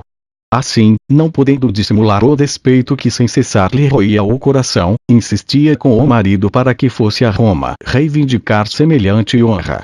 Declarou ser-lhe intolerável ver Agripa, que era apenas filho de Aristóbulo, ao qual o pai mandara matar, e que fora obrigado a fugir por não ter recursos para saldar os próprios débitos, usando uma coroa, enquanto aquele que era filho de um rei e que todos os parentes desejavam ver carregando o cetro, não aspirava a semelhante glória, contentando-se em levar uma vida modesta. Dizia ela: se pudeste suportar até aqui viver numa condição menos elevada que a de vosso pai, começai agora a desejar pelo menos uma honra que seja digna do vosso nascimento. Não queirais ser inferior a um homem que outrora educastes, nem tão fraco para não trabalhar, na abundância dos bens que desfrutais, pela obtenção de algo que ele conseguiu no estado de carência, em que tudo lhe faltava. É vergonhoso para vos caminhar à retaguarda daquele que já se viu na condição de não poder viver sem o vosso auxílio. Vamos, pois, a Roma e não poupemos para isso trabalhos nem despesas, porque não há maior prazer em conservar tesouros senão para empregá-los na obtenção de um reino. Herodes, que amava a tranquilidade e desconfiava da corte romana, tudo fez para dissuadir a mulher de tal ideia. Porém, quanto mais ela ouvia resistir, mais insistia, e nada havia que a sua paixão por obter um reino não a levasse a realizar para consegui-lo. Por fim, tanto o atormentou que ele não pôde mais resistir às suas importunações, esse consentimento foi-lhe arrancado, não obtido. E, com um soberbo séquito, partiram juntos para Roma. Agripa, apenas o soube, enviou Fortunato, um de seus libertos, ao imperador, com presentes e cartas, nas quais escreveu contra Herodes. Ele deu ao liberto o encargo de procurar a ocasião favorável para tratar do assunto junto a Caio. Fortunato teve o vento tão favorável que chegou a Puteoli ao mesmo tempo que Herodes. Caio achava-se então em Baís, pequena cidade da campanha, onde existem soberbos palácios, em grande número, construídos pelos imperadores, sendo que cada um deles se havia esforçado para construir o maior em magnificência. Fora convidado a ir para lá porque havia também fontes e banhos de água quente, não menos agradáveis que benéficos para a saúde. Depois que Herodes cumprimentou o imperador, Fortunato apresentou-lhe as cartas de Agripa. Ele as leu na mesma hora e entendeu que Agripa acusava Herodes de haver conspirado com Sergiano contra Tibério e de agora favorecer Atabano, rei dos partos, contra o próprio Caio, e não era necessário maior prova que o fato de ele ter em seus arsenais o suficiente para armar 70.000 homens. O imperador, impressionado com tal acusação, perguntou a Herodes se era verdade que ele possuía tão grande quantidade de armas. E, como ele respondesse que sim, porque não o podia negar, julgou que a traição dele era verdadeira. Assim, tirou-lhe a tetrarquia e anexou ao reino de Agripa, confiscou todo o seu dinheiro, entregando-o também ao Agripa, e condenou-o ao exílio perpétuo em Leão, cidade das Galhas. Porém, ao saber que a mulher de Herodes era a irmã de Agripa, decidiu deixar com ela aquele dinheiro, na convicção de que a princesa não desejava seguir o marido em sua desgraça, e disse-lhe que a perdoava, por causa de seu irmão. Ela então respondeu: vos ages, Senhor, de uma maneira digna de vós, fazendo-me esse favor. Todavia, o amor pelo meu marido não me permite recebê-lo. Como tive parte na sua prosperidade, não é justo que eu o abandone agora no infortúnio. Tão grande coragem numa mulher foi intolerável a Caio, e ele a mandou também para o exílio, entregando todos os seus bens a Agripa. Deus, assim castigou Herodias pela inveja que sentia da felicidade de seu irmão e Herodes por ter dado ouvidos às vãs insinuações de sua mulher. 789. Esse novo imperador governou muito bem durante os 2 primeiros anos de seu reinado. Ele conquistou o coração dos romanos e de todos os povos sujeitos ao império. Mas esse grande poder a que se viu elevado deixou-o depois tão cheio de si que ele se esqueceu de que era homem. A sua loucura cresceu tanto que ele chegou a proferir blasfêmias contra Deus, e a atribuir a si mesmo honras que somente a ele pertencem. Capítulo 10. Divergências entre os judeus e os gregos de Alexandria. Eles mandam uma embaixada a Caio. Filon é designado chefe da delegação dos judeus. 790.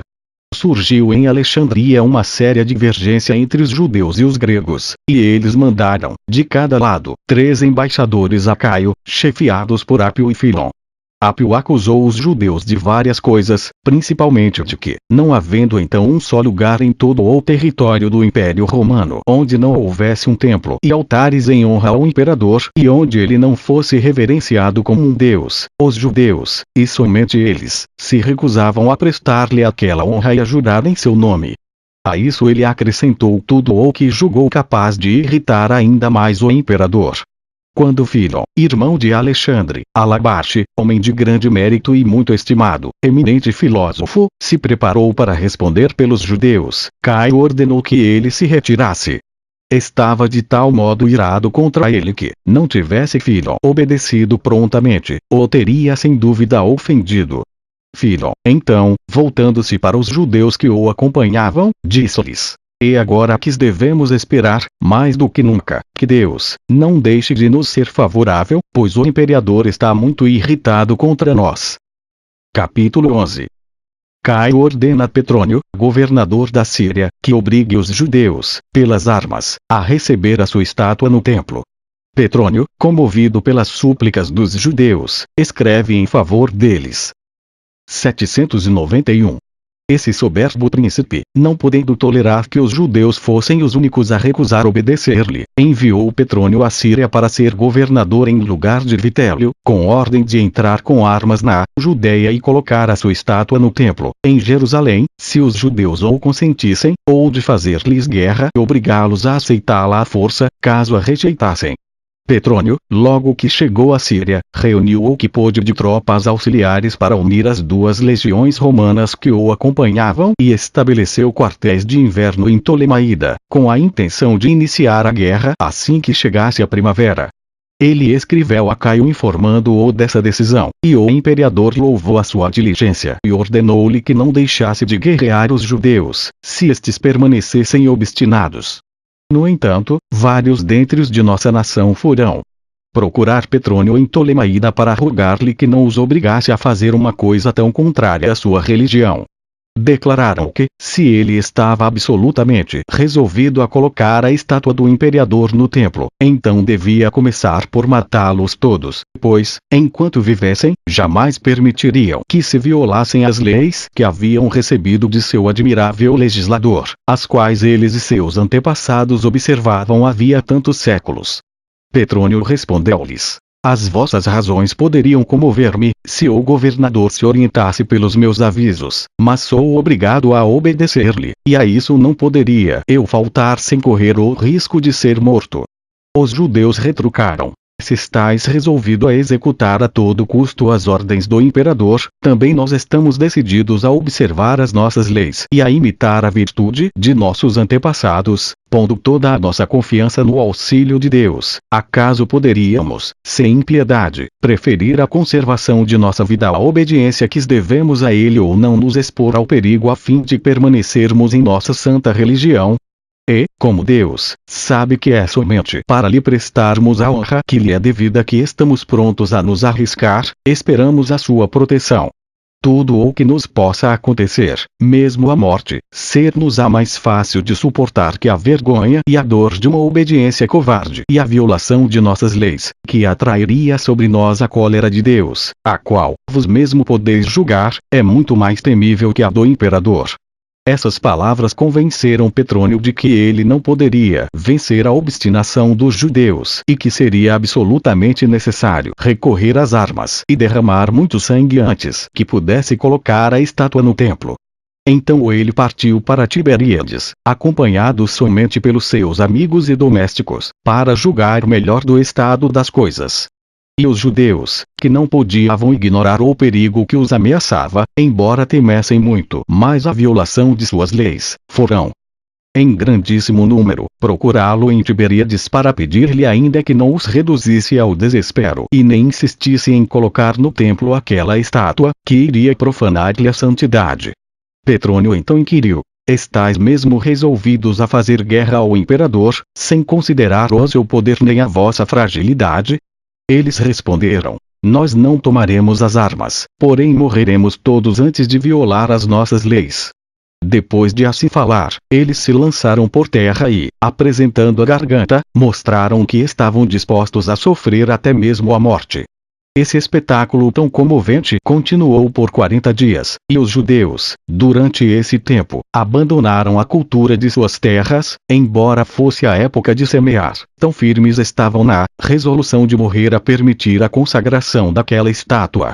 Estavam as coisas nesse pé, quando Aristóbulo, irmão do rei Agripa, acompanhado por Eucias, cognominado o Grande, dos principais dessa família e dos mais ilustres entre os judeus, foi procurar Petrônio para pedir-lhe que considerasse, pois a resolução daquele povo era inflexível, que não os levasse ao desespero, mas comunicasse ao imperador que eles não tinham intenção alguma de se revoltar, que somente o temor de violar as suas leis fazia com que eles preferissem morrer a receber aquela estátua, que eles haviam até mesmo abandonado o cultivo de seus campos, e, não havendo semeadura, aconteceriam muitos roubos e saques, e eles não teriam meios de pagar o tributo ao imperador.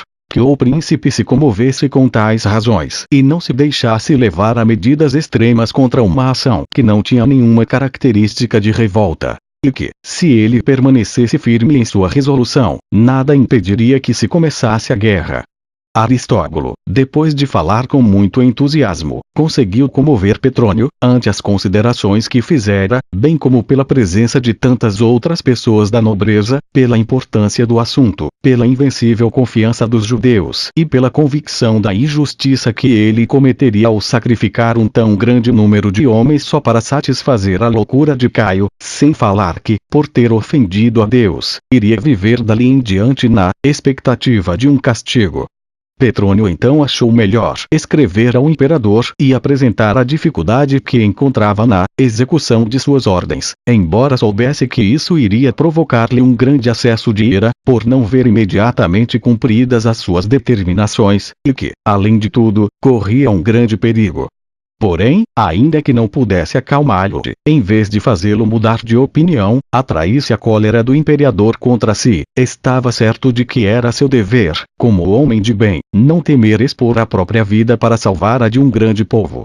Depois de tomar essa resolução, ordenou que os judeus viessem a Tiberíades.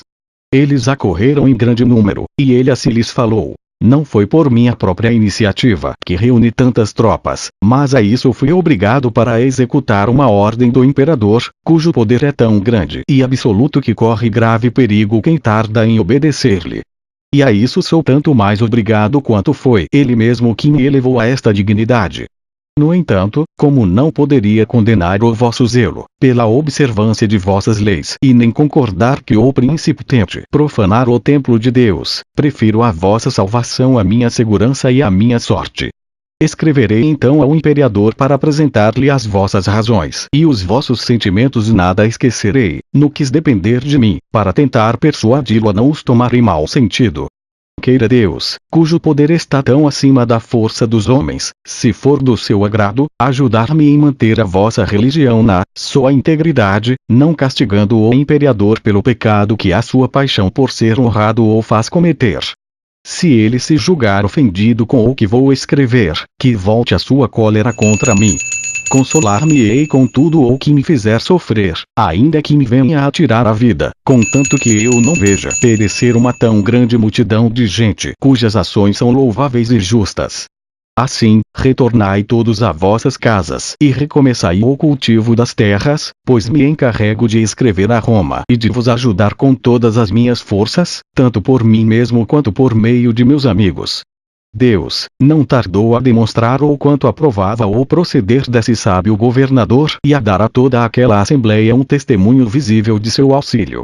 Apenas Petrônio encerrou as suas palavras, exortando ainda os judeus a criar ânimo e a cultivar as terras, o ar, que estava sereno e sem a menor sombra de nuvem, transformou-se completamente, e caiu uma chuva abundante, contra todas as expectativas, ante uma seca tão forte como a que então se atravessava e que levava ao desespero os homens, até ali muitas vezes enganados pela aparência carregada de alguns dias nublados, mas que não lhes traziam água.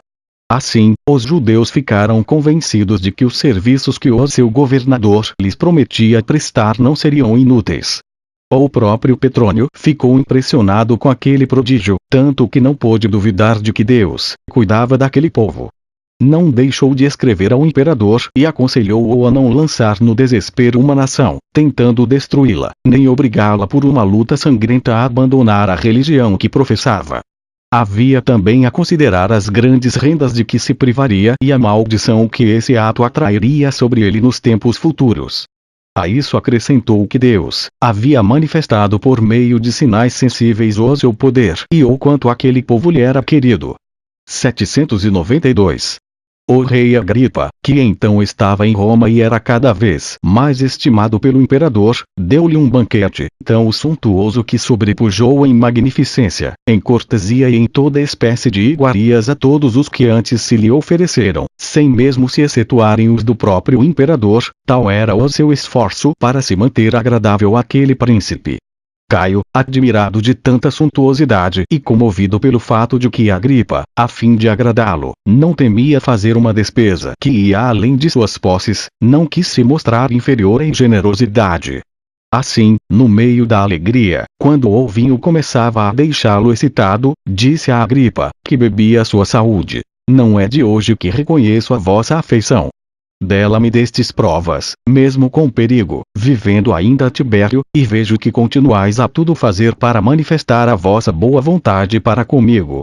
Assim, como me seria vergonhoso deixar-me sobrepujar por vós, quero reparar tudo o que deixei de vos fazer até agora e acrescentar grande generosidade à minha liberalidade precedente, e que a vossa felicidade futura sobrepuje em muito a que agora desfrutais.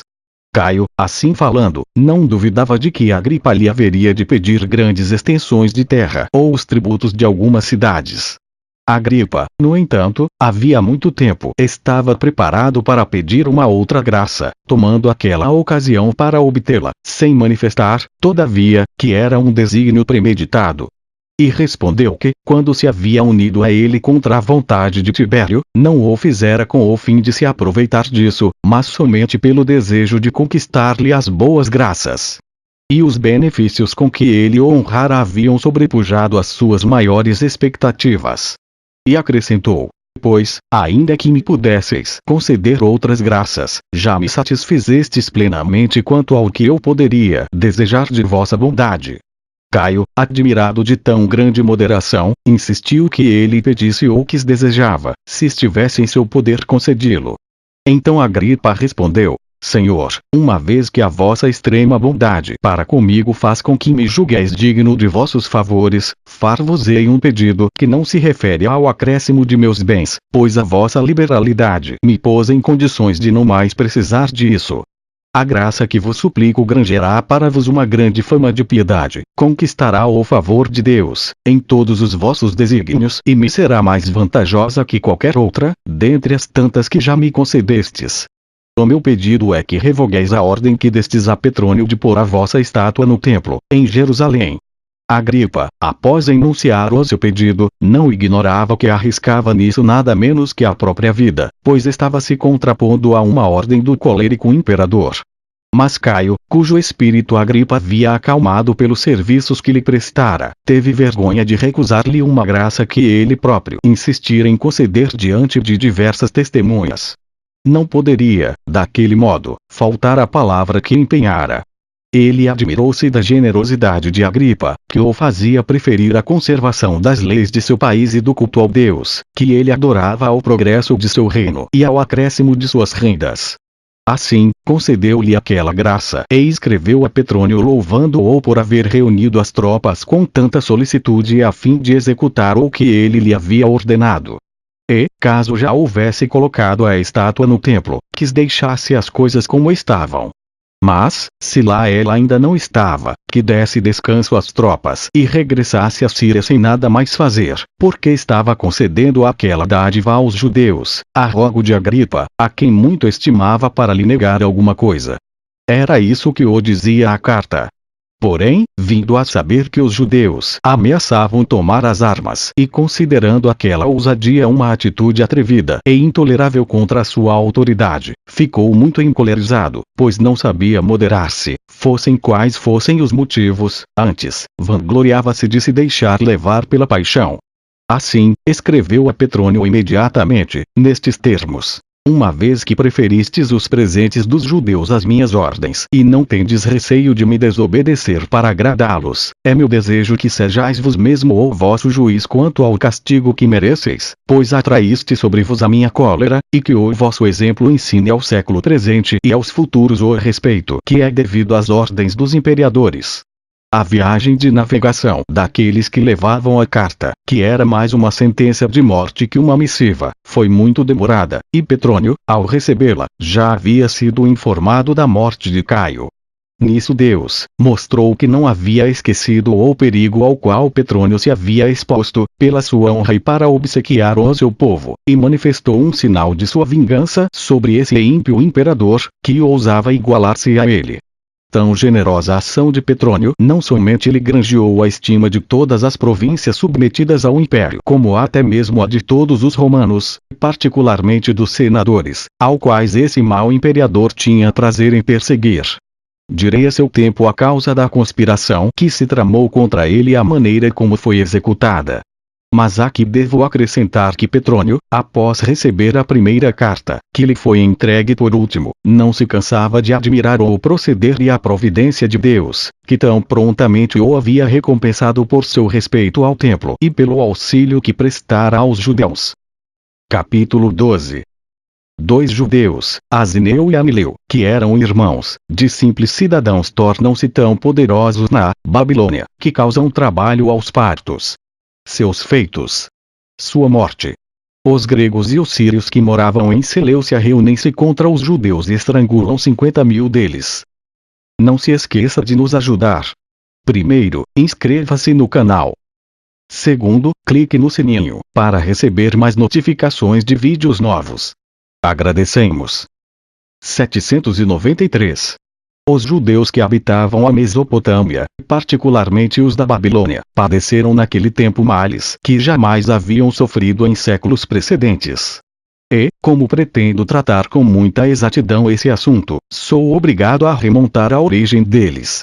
Existe na província da Babilônia uma cidade de nome Nerda, cujo território é tão fértil que, embora seja muito povoada, produz o suficiente para alimentar todos os seus habitantes.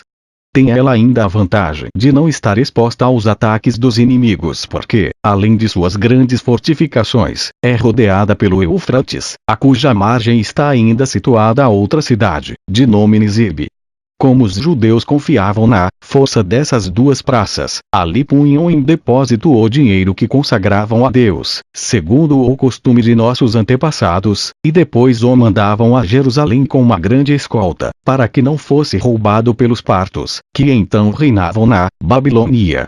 Entre os judeus de Nerda, havia 2 irmãos, Azineu e Amileu, cujo pai morrera, e a mãe os fez aprender o ofício de tecelão, que não é uma profissão vergonhosa para os homens. Mas um dia eles chegaram muito tarde ao trabalho e foram espancados pelo seu senhor. Não podendo suportar aquela afronta, apanharam todas as armas que puderam encontrar em casa e retiraram-se a um lugar onde o rio se divide em 2 e é muito rico, não somente em pastagens, mas em toda espécie de frutos, particularmente daqueles que se conservam durante o inverno. Alguns moços, que não tinham com que viver, juntaram-se a eles, e todos armaram-se o mais possível. Os 2 irmãos ficaram sendo seus comandantes, sem que nenhum deles se opusesse.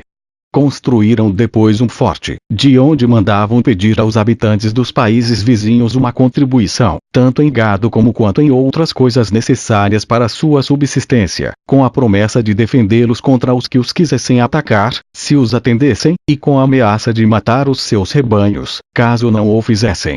Assim, todos eram obrigados a fazer o que eles queriam, e o seu número aumentava sempre, a ponto de eles se tornarem temíveis a todo o país. A notícia desse fato chegou até Artabano, rei dos partos.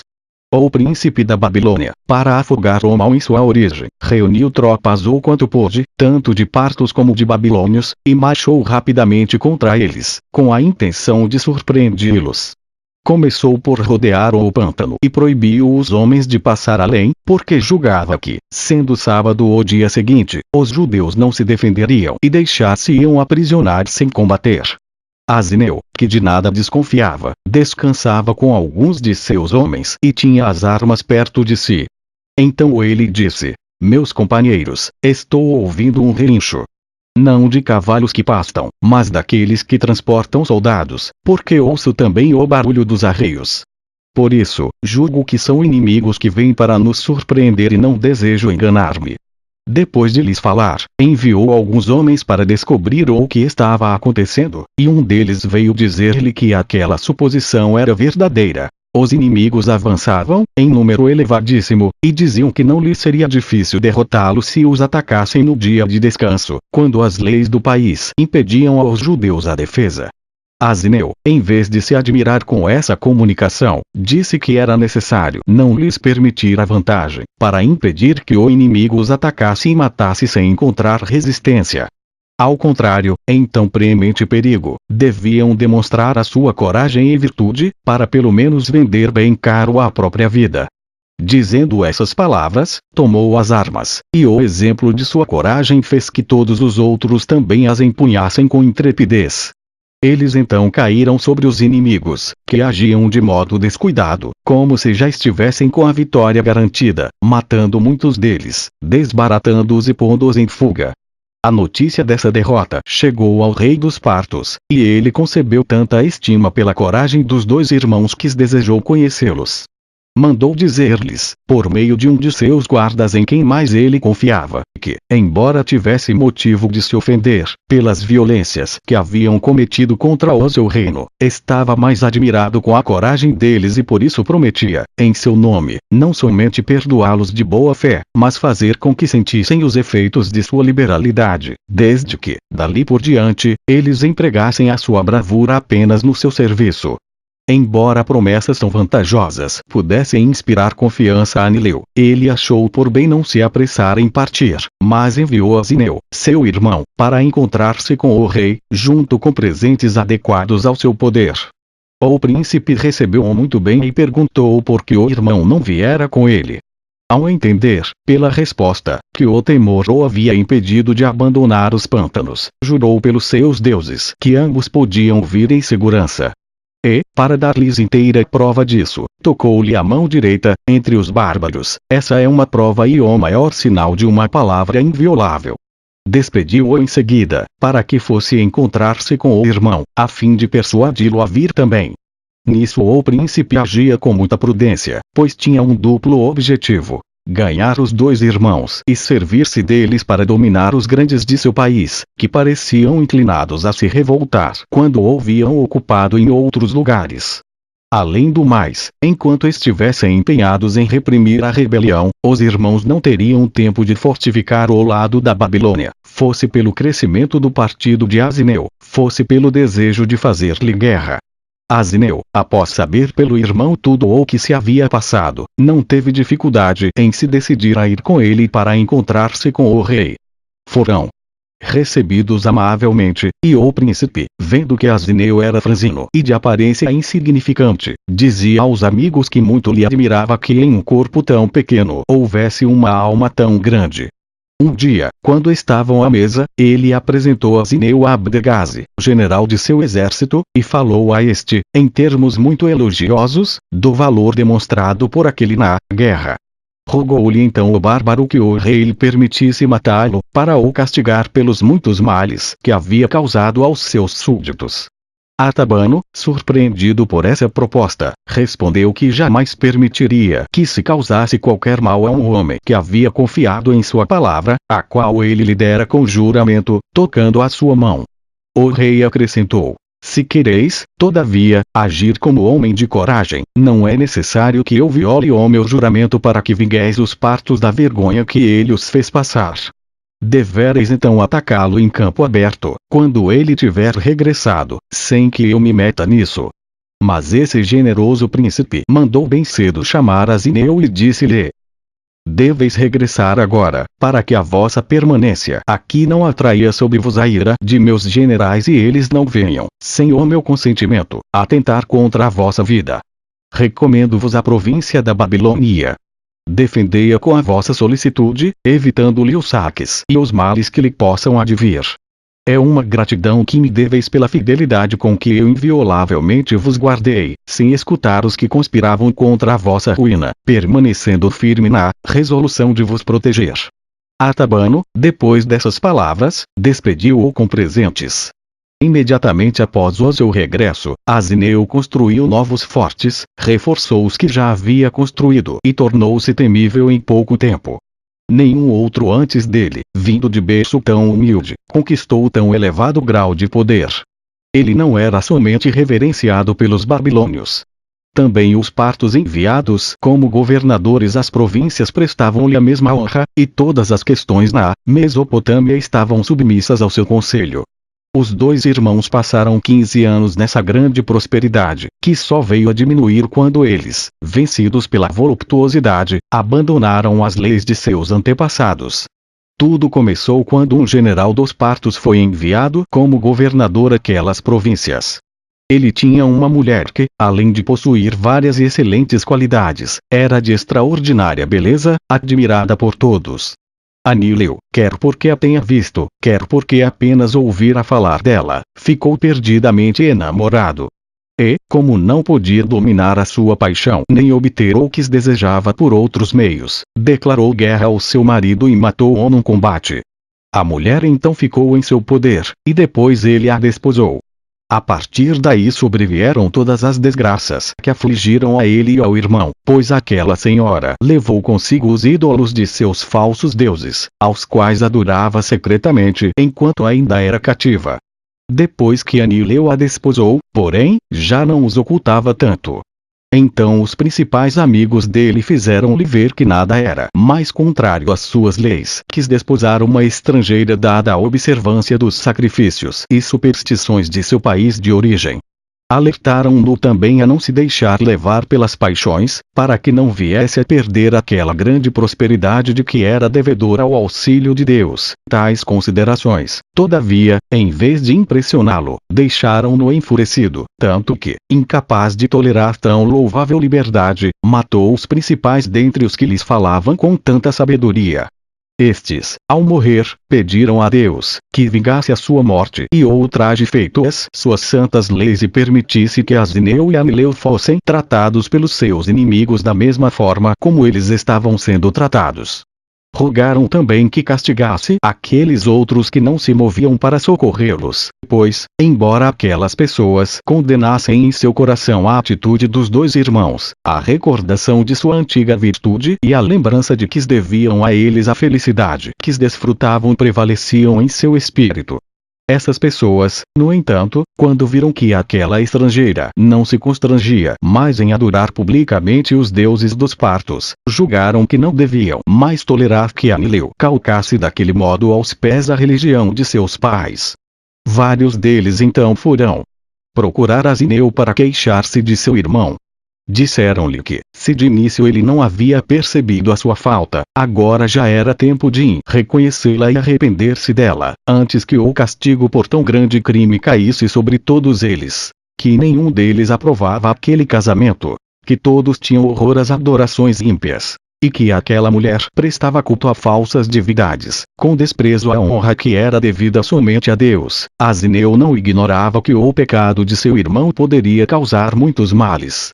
No entanto, vendo que ele não era senhor de sua paixão por aquela mulher, o afeto que tinha por ele fazia-o sofrer ou que não podia absolutamente condenar. Por fim, achando-se acabrunhado e oprimido pelas contínuas queixas que lhe faziam e que aumentavam sempre, resolveu falar-lhe. Censurou-o pelas faltas que havia cometido e ordenou-lhe que se corrigisse, mas inutilmente. A mulher, percebendo que era a causa daquele tumulto e temendo que o amor de Anileu por ela sofresse algum retrocesso, colocou veneno na comida de Asineu. Não teve medo de ser castigada, pois teria por juiz apenas o marido, que era arrebatado de amor por ela. Assim, Anileu acumulou sozinho toda a autoridade e entrou com todas as suas forças nas terras de Mitridates, que era uma das principais autoridades entre os partos e genro do rei Artabano. Saqueou o seu território, tomando um grande número de despojos, tanto em dinheiro quanto em escravos, animais e outras coisas de valor. Mitridates, que então não estava afastado dali, ao ser informado de que Anileu tomara as suas vilas sem motivo, ficou enfurecido com aquela injúria e reuniu o maior número possível de soldados, em particular uma numerosa cavalaria, e pôs-se imediatamente em campo para o combate.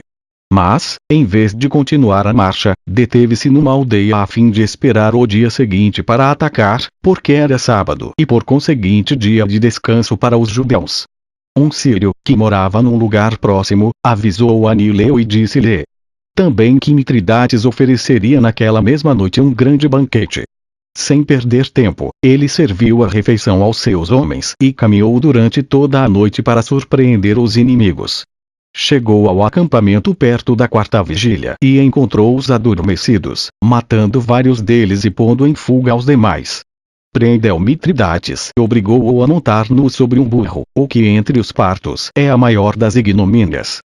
Depois de levá-lo dessa maneira até a floresta mais próxima, os amigos aconselharam-no a matá-lo, mas ele foi de opinião contrária, dizendo não ser necessária tanta crueldade para com um dos maiorais dos partos, que tinha a honra de ser genro do rei. Além do mais, poupando-lhe a vida, poderia fazê-lo esquecer aquela injúria. Se o mandasse matar, porém, o rei iria se vingar matando os judeus que moravam na Babilônia, cuja conservação lhe era muito cara, pois era o seu povo. E, sendo os acontecimentos da guerra tão incertos, seria entre os partos que eles procurariam refúgio, caso lhes acontecesse alguma desgraça.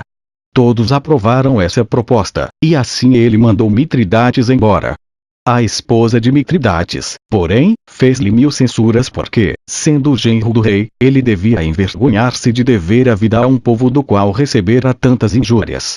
Disse-lhe ela: retomai agora os sentimentos de vossa antiga virtude ou, em nome dos deuses, que são os conservadores da dignidade dos reis, não mais ficarei em vossa companhia. As críticas que a esposa lhe movia continuamente, o conhecimento que ele tinha da extraordinária insolência da princesa, que bem poderia levá-la a divorciar-se dele, e a consideração de que, tendo nascido parto, ele seria indigno de viver se fraquejasse diante dos judeus, fizeram-no reunir, embora contra a vontade, o maior número possível de tropas para guerreá-los. Anileu soube disso e julgou que seria vergonhoso ficar detido em seus pantanais, em vez de ir ao encontro do inimigo.